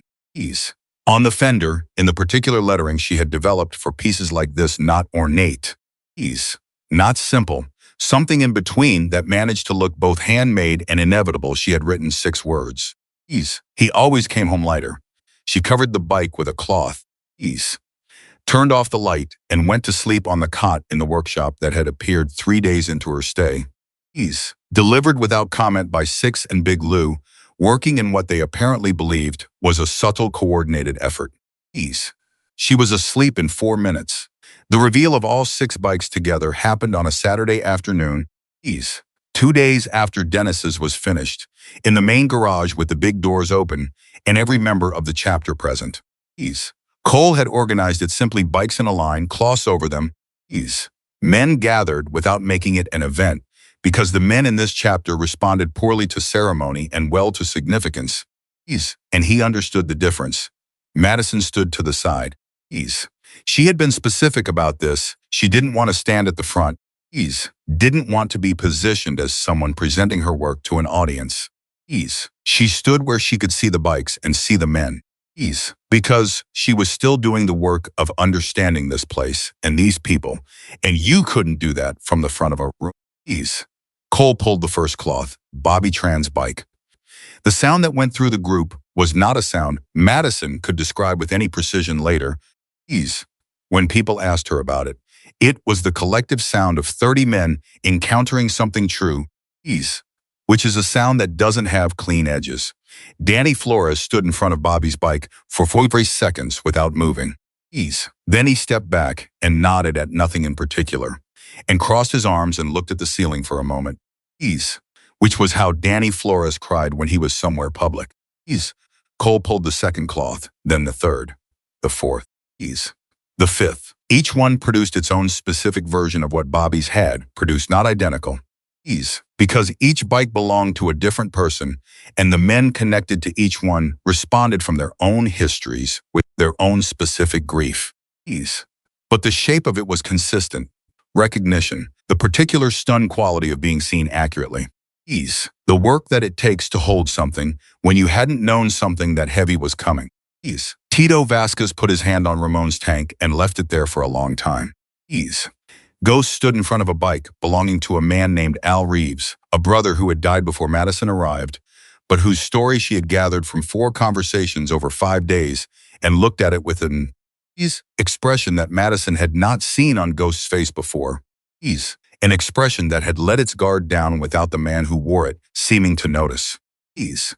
Cole stepped back from the line of bikes. He looked at Madison across the room. Ease. She gave him the nod she had been giving him since the beginning, the one that meant nothing more complicated than "I see you," and asked for nothing in return. Ease. He looked at the 5 revealed bikes and the one still covered. Ease. One more, he said. Everyone in the room understood that the covered one was different. Ease. Not the last of the 6 tribute bikes, those were all already revealed. Ease. This was the 7th cloth over a bike that was not part of the memorial series. Ease. Over a bike that belonged to a living man who was standing 6 feet from it. Ease. Cole walked to the 7th bike. He put his hand on the cloth. Ease. He stopped. The room was as quiet as it had been. The day Madison walked in and asked a question that nobody took seriously for about 30 seconds. Ease. And then took more seriously than anyone had expected. Ease. Cole pulled the cloth. What she had painted on his bike was not what anyone expected. Ease. Including Cole. They had expected the road route 93 north of Wickiup was on the tank as established. Ease. And it was there. They had expected the 2 riders. Ease. Marcus and Cole, and they were there. But the way Madison had built the full bike was not a memorial and not a tribute in the way the 6 in the line were tributes. Ease. It was a continuation. The road on the tank moved forward instead of disappearing into distance. Ease. The 2 riders were not riding away from the viewer or toward a horizon. They were riding beside each other in a way that suggested the road ahead was longer than the road behind. Ease. On the fender, in the place where the other bikes carried their memorial lines, Madison had painted the name of a shop, Raven and Ghost Custom Paint and Restoration, not as text, as a sign. An actual sign, rendered in the specific style of a handmade business sign. Ease. The kind that a 20-something man with paint talent and more ambition than capital would make for a shop he was building with his own hands. Ease. Complete with a small imperfection in one corner, a slight waver in the second line of lettering that was so specific and so deliberate and so exactly the mark of someone painting a sign with real brushes and real hands that it didn't look. Ease. Painted on the bike so much as remembered onto it. Ease. Cole stood in front of his bike and did not move for a long time. Ease. The room around him had gone into its deepest quiet. Ease. Not the silence of suspended judgment that had greeted Madison's arrival. Ease. Not the moved silence of men encountering grief made visible. Ease. The silence of witnessing something that cannot be adequately addressed with sound. Ease. Ghost moved. He walked from the line of bikes to Cole's side without hurrying. Ease. And he stood next to Cole and looked at the sign on the fender. Ease. And what crossed Ghost's face in that moment was something that 40 years of careful restraint could not entirely contain. She put the sign on it, Ghost said. His voice was low. Ease. Just for Cole. Yeah, Cole said. The name he picked. Yeah. Ghost was quiet for a moment. Ease. It should have existed, he said. It should have, Cole said. Ease. It exists now, Ghost said. On that bike. It'll exist on that road every time you ride it. He paused. Ease. That's not nothing, Cole. Cole looked at the sign. Ease. At the slight waver, in the second line of lettering that Madison had put there deliberately, the mark of real hands doing real work on something that mattered to them. No, Cole said. It's not nothing. He turned around. Madison was still standing at the side of the room. Still positioned to watch rather than be watched. Still doing the work of reading the space around her that she had been doing since the first hour she was in it. But something in her posture was different from what it had been that first day, the quality of how she was standing in the room. The first day she had stood in this garage, like someone who needed to earn the right to be in it. She was standing now like someone who had. Cole crossed the room to where she was standing. He stopped in front of her. He said, "The waiver in the sign." She met his eyes. "I know how people paint when they're excited and nervous at the same time," she said. 21 years old, building something that matters to you. Your hands are steadier than your heart is." Cole looked at her for a long time. He said, "He would have loved you." Madison's breath shifted. Small, controlled, but real. "I think I would have loved him too," she said. Cole nodded. He turned back to the room. He looked at the line of 6 tribute bikes and his own bike at the end. He looked at his chapter, his men, his people, the 30-plus lives he had been responsible for maintaining for 15 years. He looked at Ghost, who had moved back to his default position, 3 feet and 1 foot to the right, which was Ghost's way of saying, "I'm here, and I've got you, and I'm not going anywhere." He looked at everything in this garage that had changed in the 3 weeks since a 24-year-old woman with paint-stained hands had walked through his door and asked a question. Then he said to the room, "There's going to be a vote." The room shifted. Not with surprise, exactly a chapter vote was a familiar event. And the men knew the protocols, but with the specific attention of people who understood that a vote called in this context. After this afternoon about something that hadn't been announced in advance.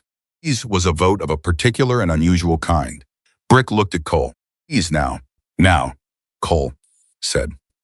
"Step out for 10 minutes. Madison looked at him for a moment, reading him. The way she read everything. And then she nodded and picked up her notebook and walked out of the garage.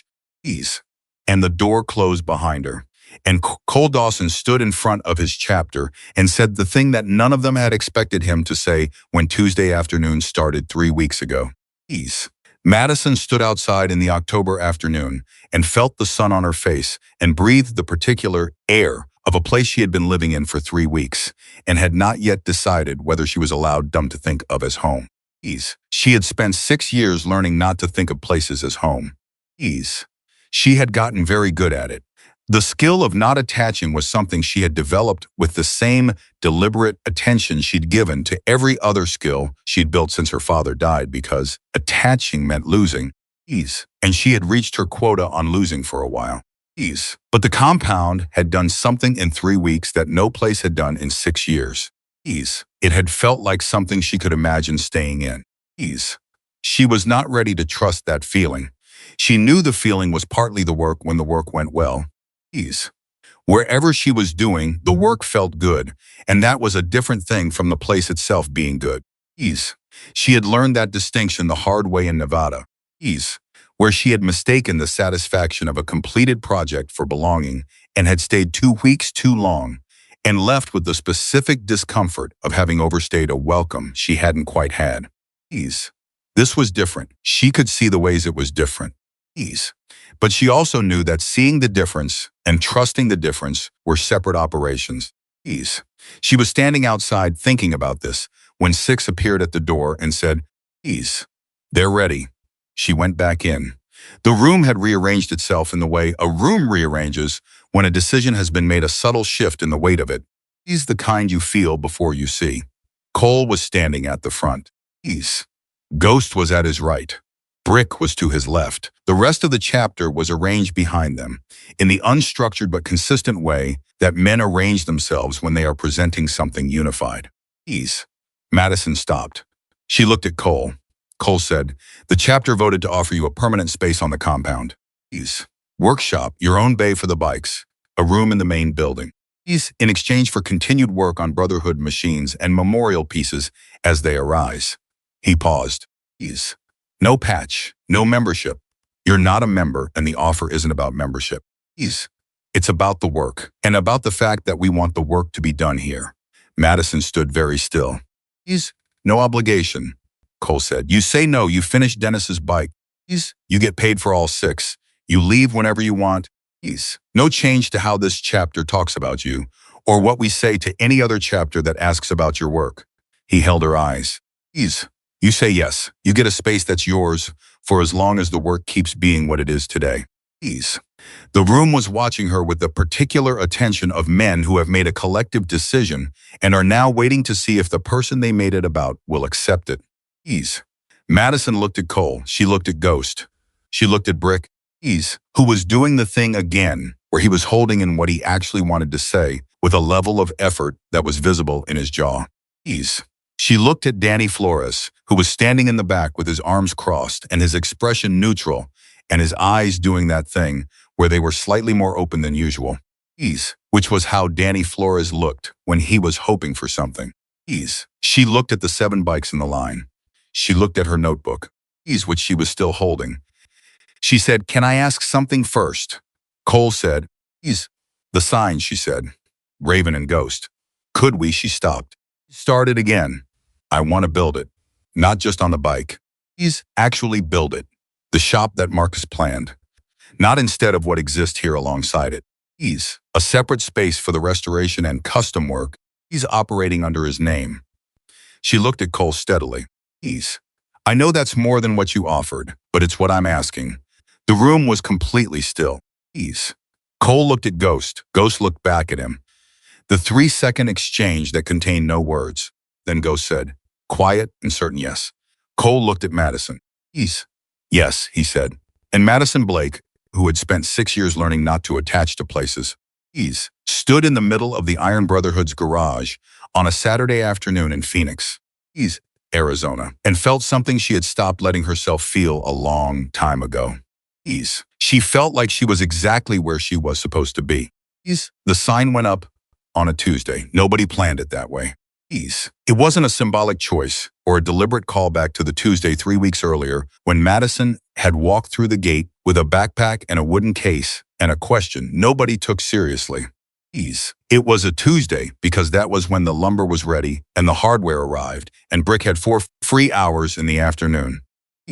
And Brick being available for 4 consecutive hours on the same day as the materials was a logistical coincidence that the chapter treated with the same pragmatic efficiency it applied to everything else. But the men noticed. Ghost noticed first, because Ghost noticed everything first, and said nothing about it, because Ghost only said things when saying them added that silence couldn't provide.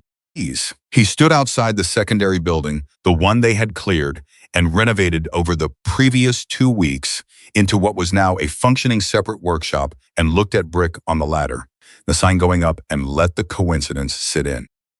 Him for a moment, the way good things sit in people who have learned not to rush through them. The sign was Madison's design. She had sketched it in her notebook the night. Cole said yes and handed the sketch to Brick the following morning without making any particular moment of it. Brick had looked at the sketch for about 10 seconds. Then looked at her, then taken the notebook page and gone to find someone who could fabricate it. What went up on the building was simple. Painted wood, hand-lettered, exactly the style she had painted on Cole's fender, the style of a young man building something with his own hands. Something that mattered to him more than the imperfections in the execution. Complete with the same slight waver in the second line of lettering. The same deliberate humanity in it. Raven and Ghost custom paint and restoration. Cole came out of the main garage when he heard the ladder being moved and stood looking at the sign for a long time without saying anything. Madison came and stood next to him. They looked at it together. It's the same waver, Cole said. Yes, she said. He was quiet for a moment. That was intentional. Everything I do is intentional, she said. Cole looked at the sign. His jaw was set the specific way it set when he was managing something internally that he had decided not to manage externally. Madison had learned to read that jaw, setting the way she had learned to read all of them what it meant versus what it looked like. Which were frequently different things. He would have argued about the font, Cole said. You told me he had strong opinions about everything. He would have wanted something bigger. He's more visible from the road. I can make it bigger, Madison said. He's, don't, Cole said. It's right, she looked at him. It's exactly right, he said.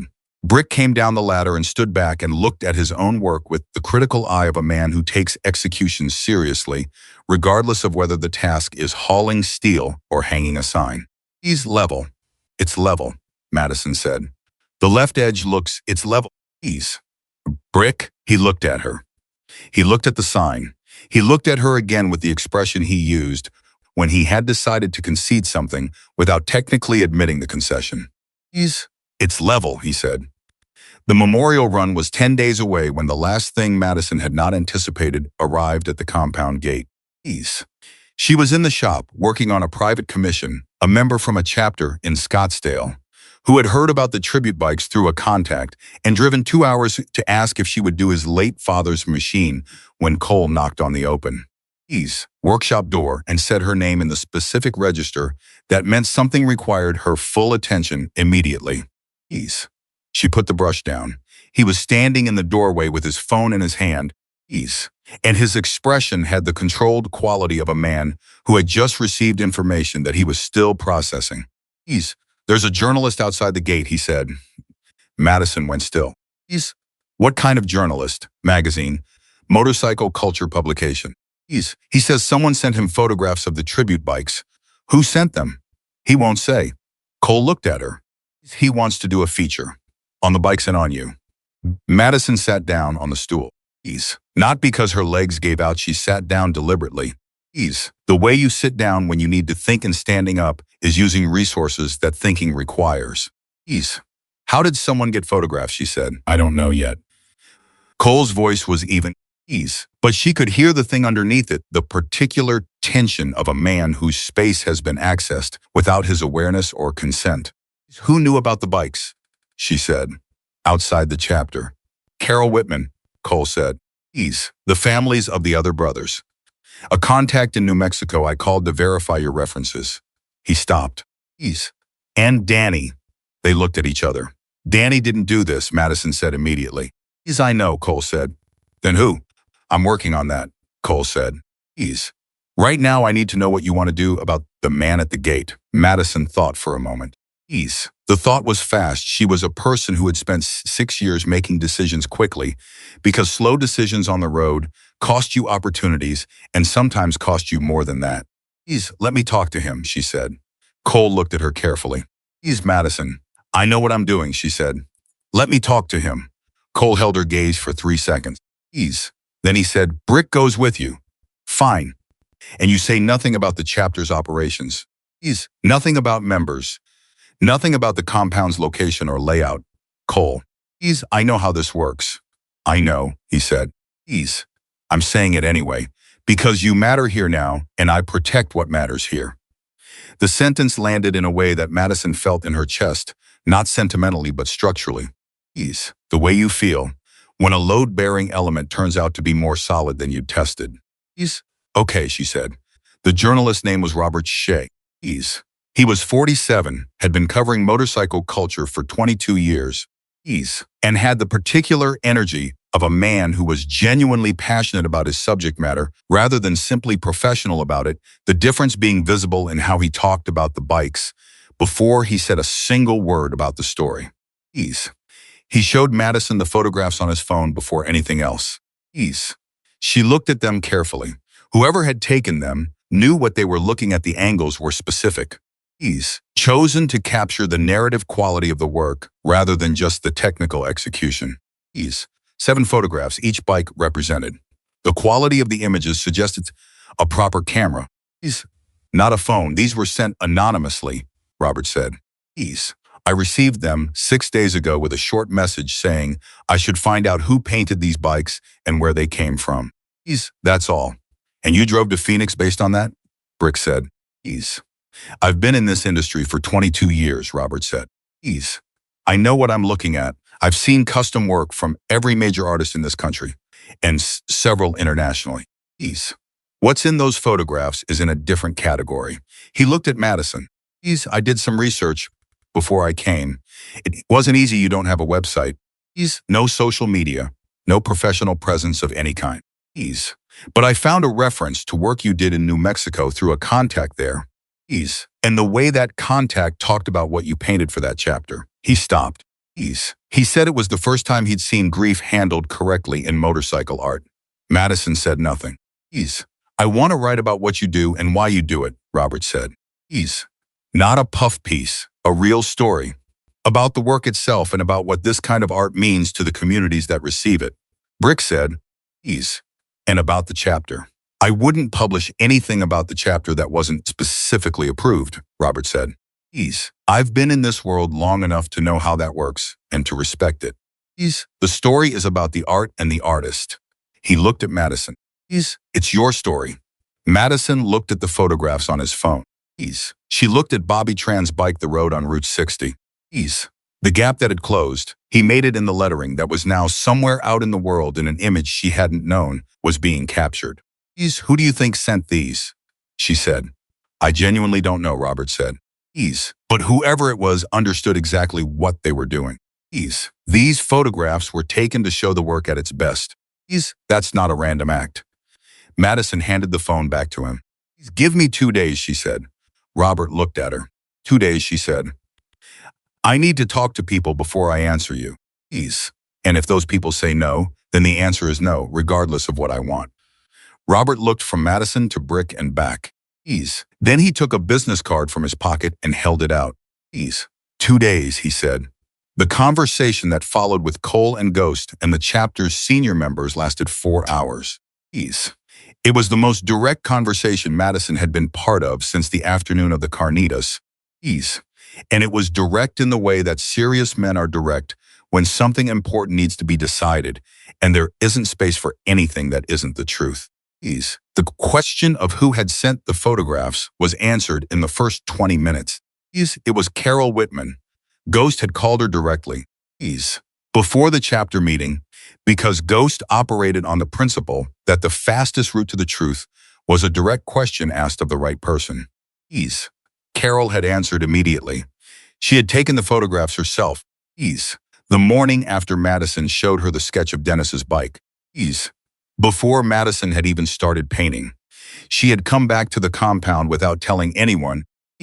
And one of the prospects had let her into the bay because she was Dennis Whitman's mother. And nobody in the chapter was going to tell Dennis Whitman's mother she couldn't see her son's bike. She had taken the photographs because she had decided, sitting at the work table with Madison and looking at the sketch of what the bike was going to become, that what was happening in that workshop was too important to stay contained within the walls of the compound. She had not told Madison because she had known Madison would have asked her not to. She wasn't wrong, Ghost said at the chapter meeting. Cole looked at him. She went around the chapter. She went around the chapter to protect something the chapter might have let stay invisible, Ghost said. That's a different thing. The room was quiet, with the particular quiet of people, processing a distinction that is uncomfortable because it is accurate. Tito said, the work should be known, Bobby's bike. Ramon's bike, all of them. He looked at Cole. You know I'm right. Cole looked at the table.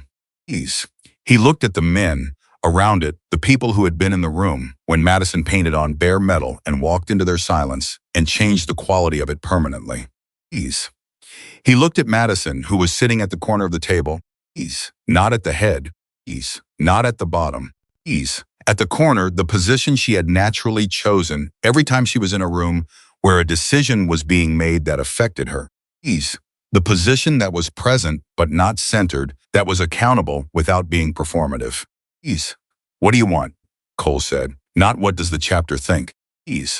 Not what do you recommend? What do you want? Madison had been asked that question almost never in her adult life. She had learned to want things quietly without announcing them. Because announcing things you wanted was how you got hurt when they didn't happen. She said, I want the work to be seen, not me the work. Bobby's story, Ramon's story, Dennis's, all of them. The men on those bikes deserve to be known by more than the people in this room. She looked at Cole. And I want whatever happens next to be something you chose, not something that was done to you. So if the answer is no, the answer is no, and I call Robert Shea tomorrow and tell him there's no story. Cole looked at Ghost. Ghost said yes. Cole looked at Brick. Brick said, yes. Obviously. Yes, I've been wanting to say yes for the last 40 minutes. I know, Cole said. I saw you. He looked around the table. The men around it were looking back at him with the expression of men who had already decided and were waiting for the decision to be made official.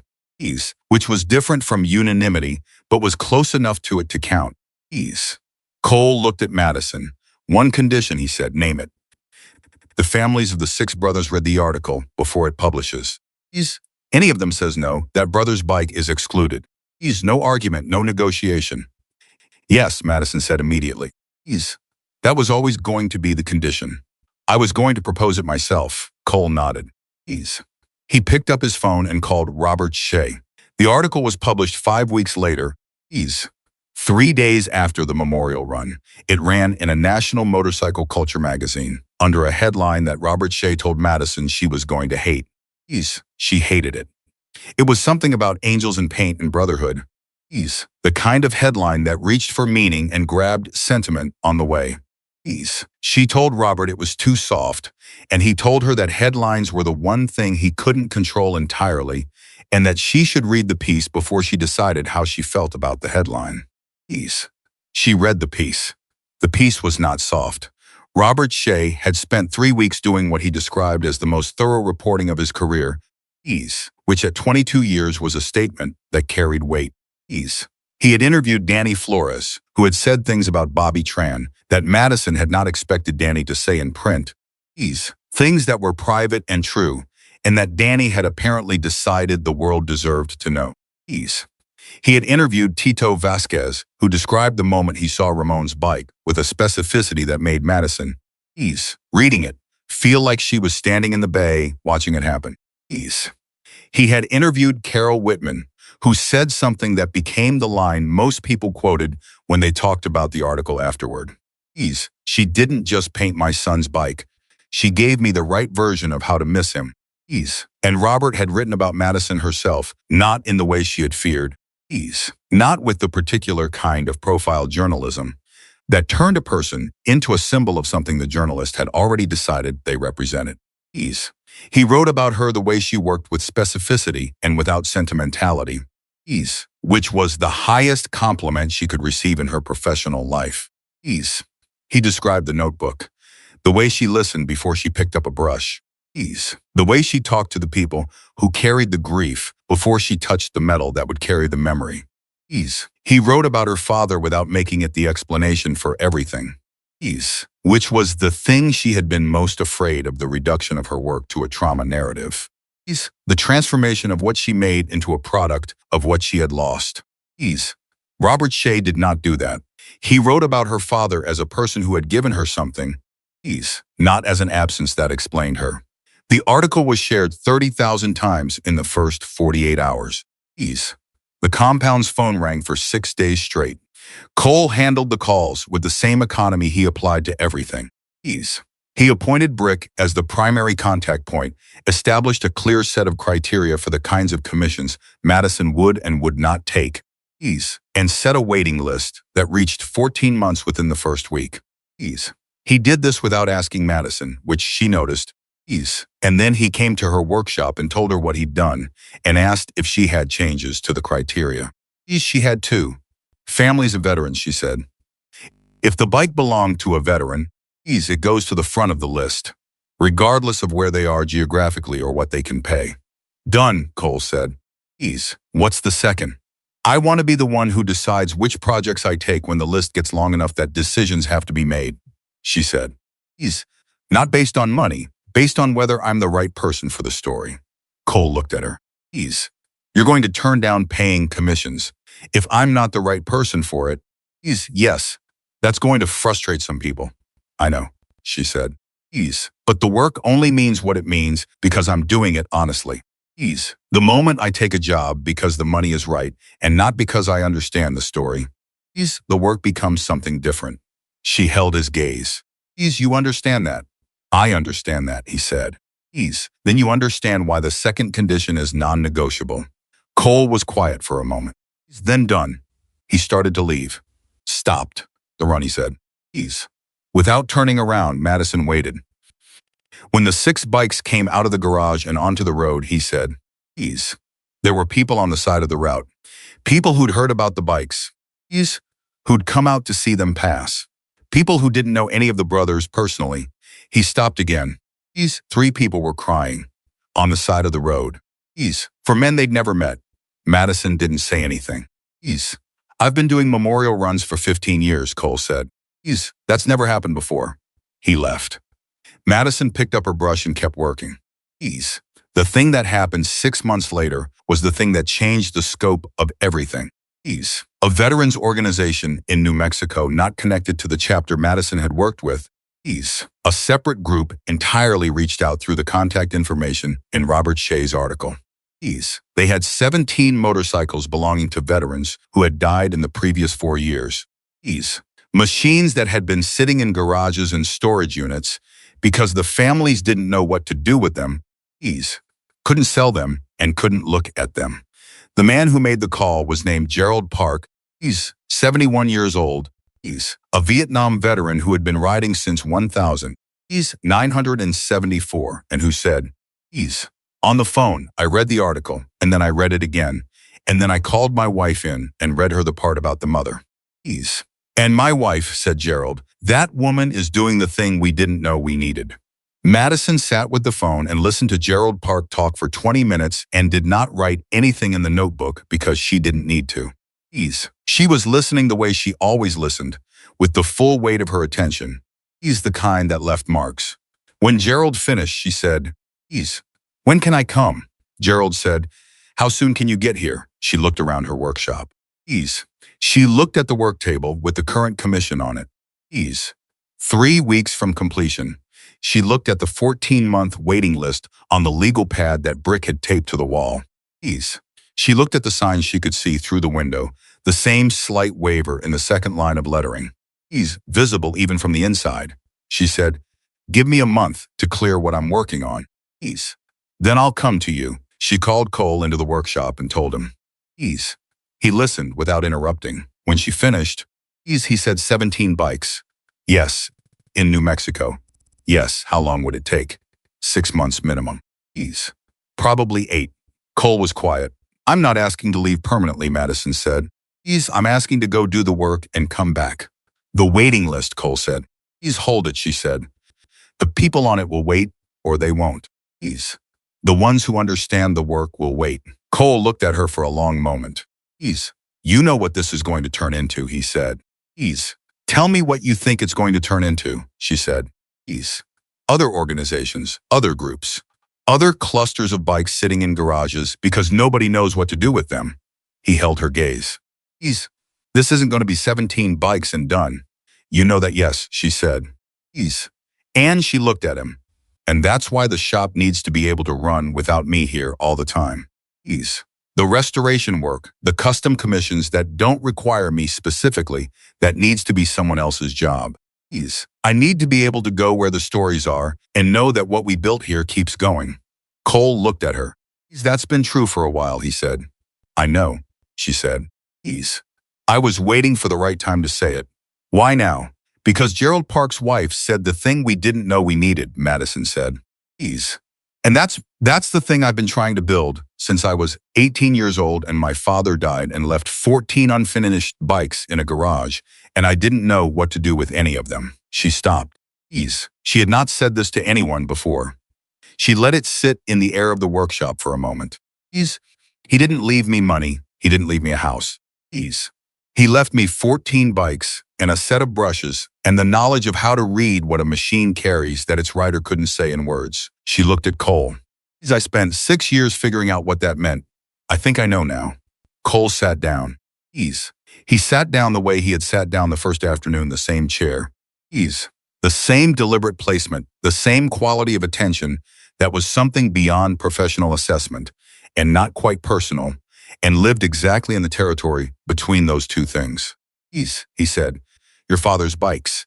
Most of them are still in storage, she said. I've been paying $40 a month for a unit in Flagstaff for 4 years. You haven't touched them. I haven't known what to paint, she said. I've known how to paint other people's stories for 6 years. I haven't figured out how to paint his. She paused. I think I'm ready to now. Cole was quiet for a long time. Then he said, bring them here. Madison looked at him. Bring the 14 bikes here, he said. We have the space. They'll be safe, and when you're ready to paint them, you'll have somewhere to do it. She looked at him for a long moment. That's a lot of storage, she said. We have a lot of space. Some of them are in bad shape mechanically. We have people who fix things mechanically. Cole Madison. His voice was steady and certain in the way it was when he had decided something and was done with the deliberation. Bring the bikes here. Go to New Mexico. Come back. Do the work that needs doing.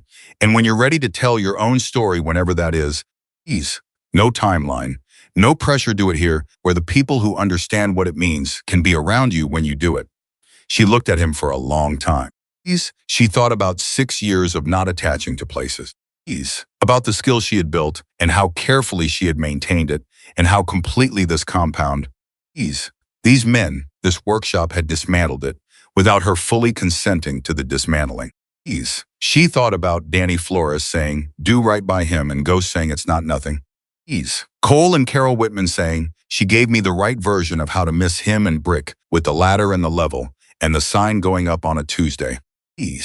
She thought about a young man who had named a shop after his brother and his brother's road captain and had never gotten to open it.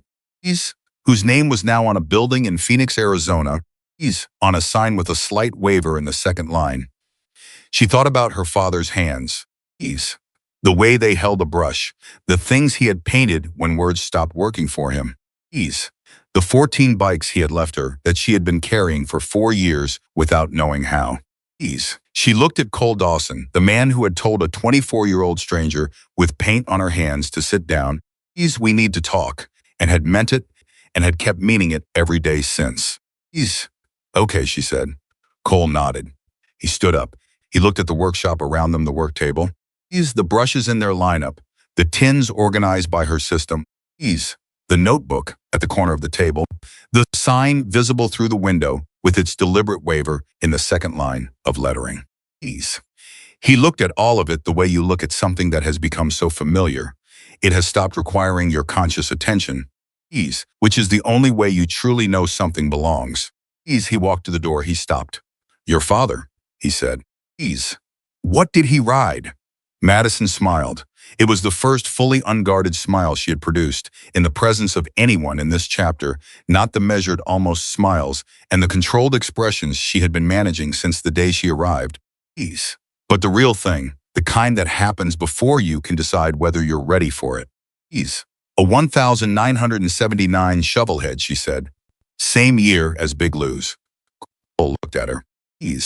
Something moved through his face, the thing that was not quite a smile, but lived in the same neighborhood, and it made it all the way out this time. Then he had good taste, Cole said. He walked out. And Madison turned back to her workbench, and outside the window the sign read Raven and Ghost Custom Paint and Restoration in letters that a young man would have painted with excited and nervous hands. And the waiver in the second line caught the afternoon light, the way truth catches light when someone finally stops looking away from it and lets themselves see it directly. Madison picked up her brush. She had work to do. She had always had work to do. And she had always known how to do it. And she had spent 6 years learning where to do it. And now she knew that too. Some people spend their whole lives asking permission to begin. Madison Blake had begun the moment she walked through a gate she wasn't invited through.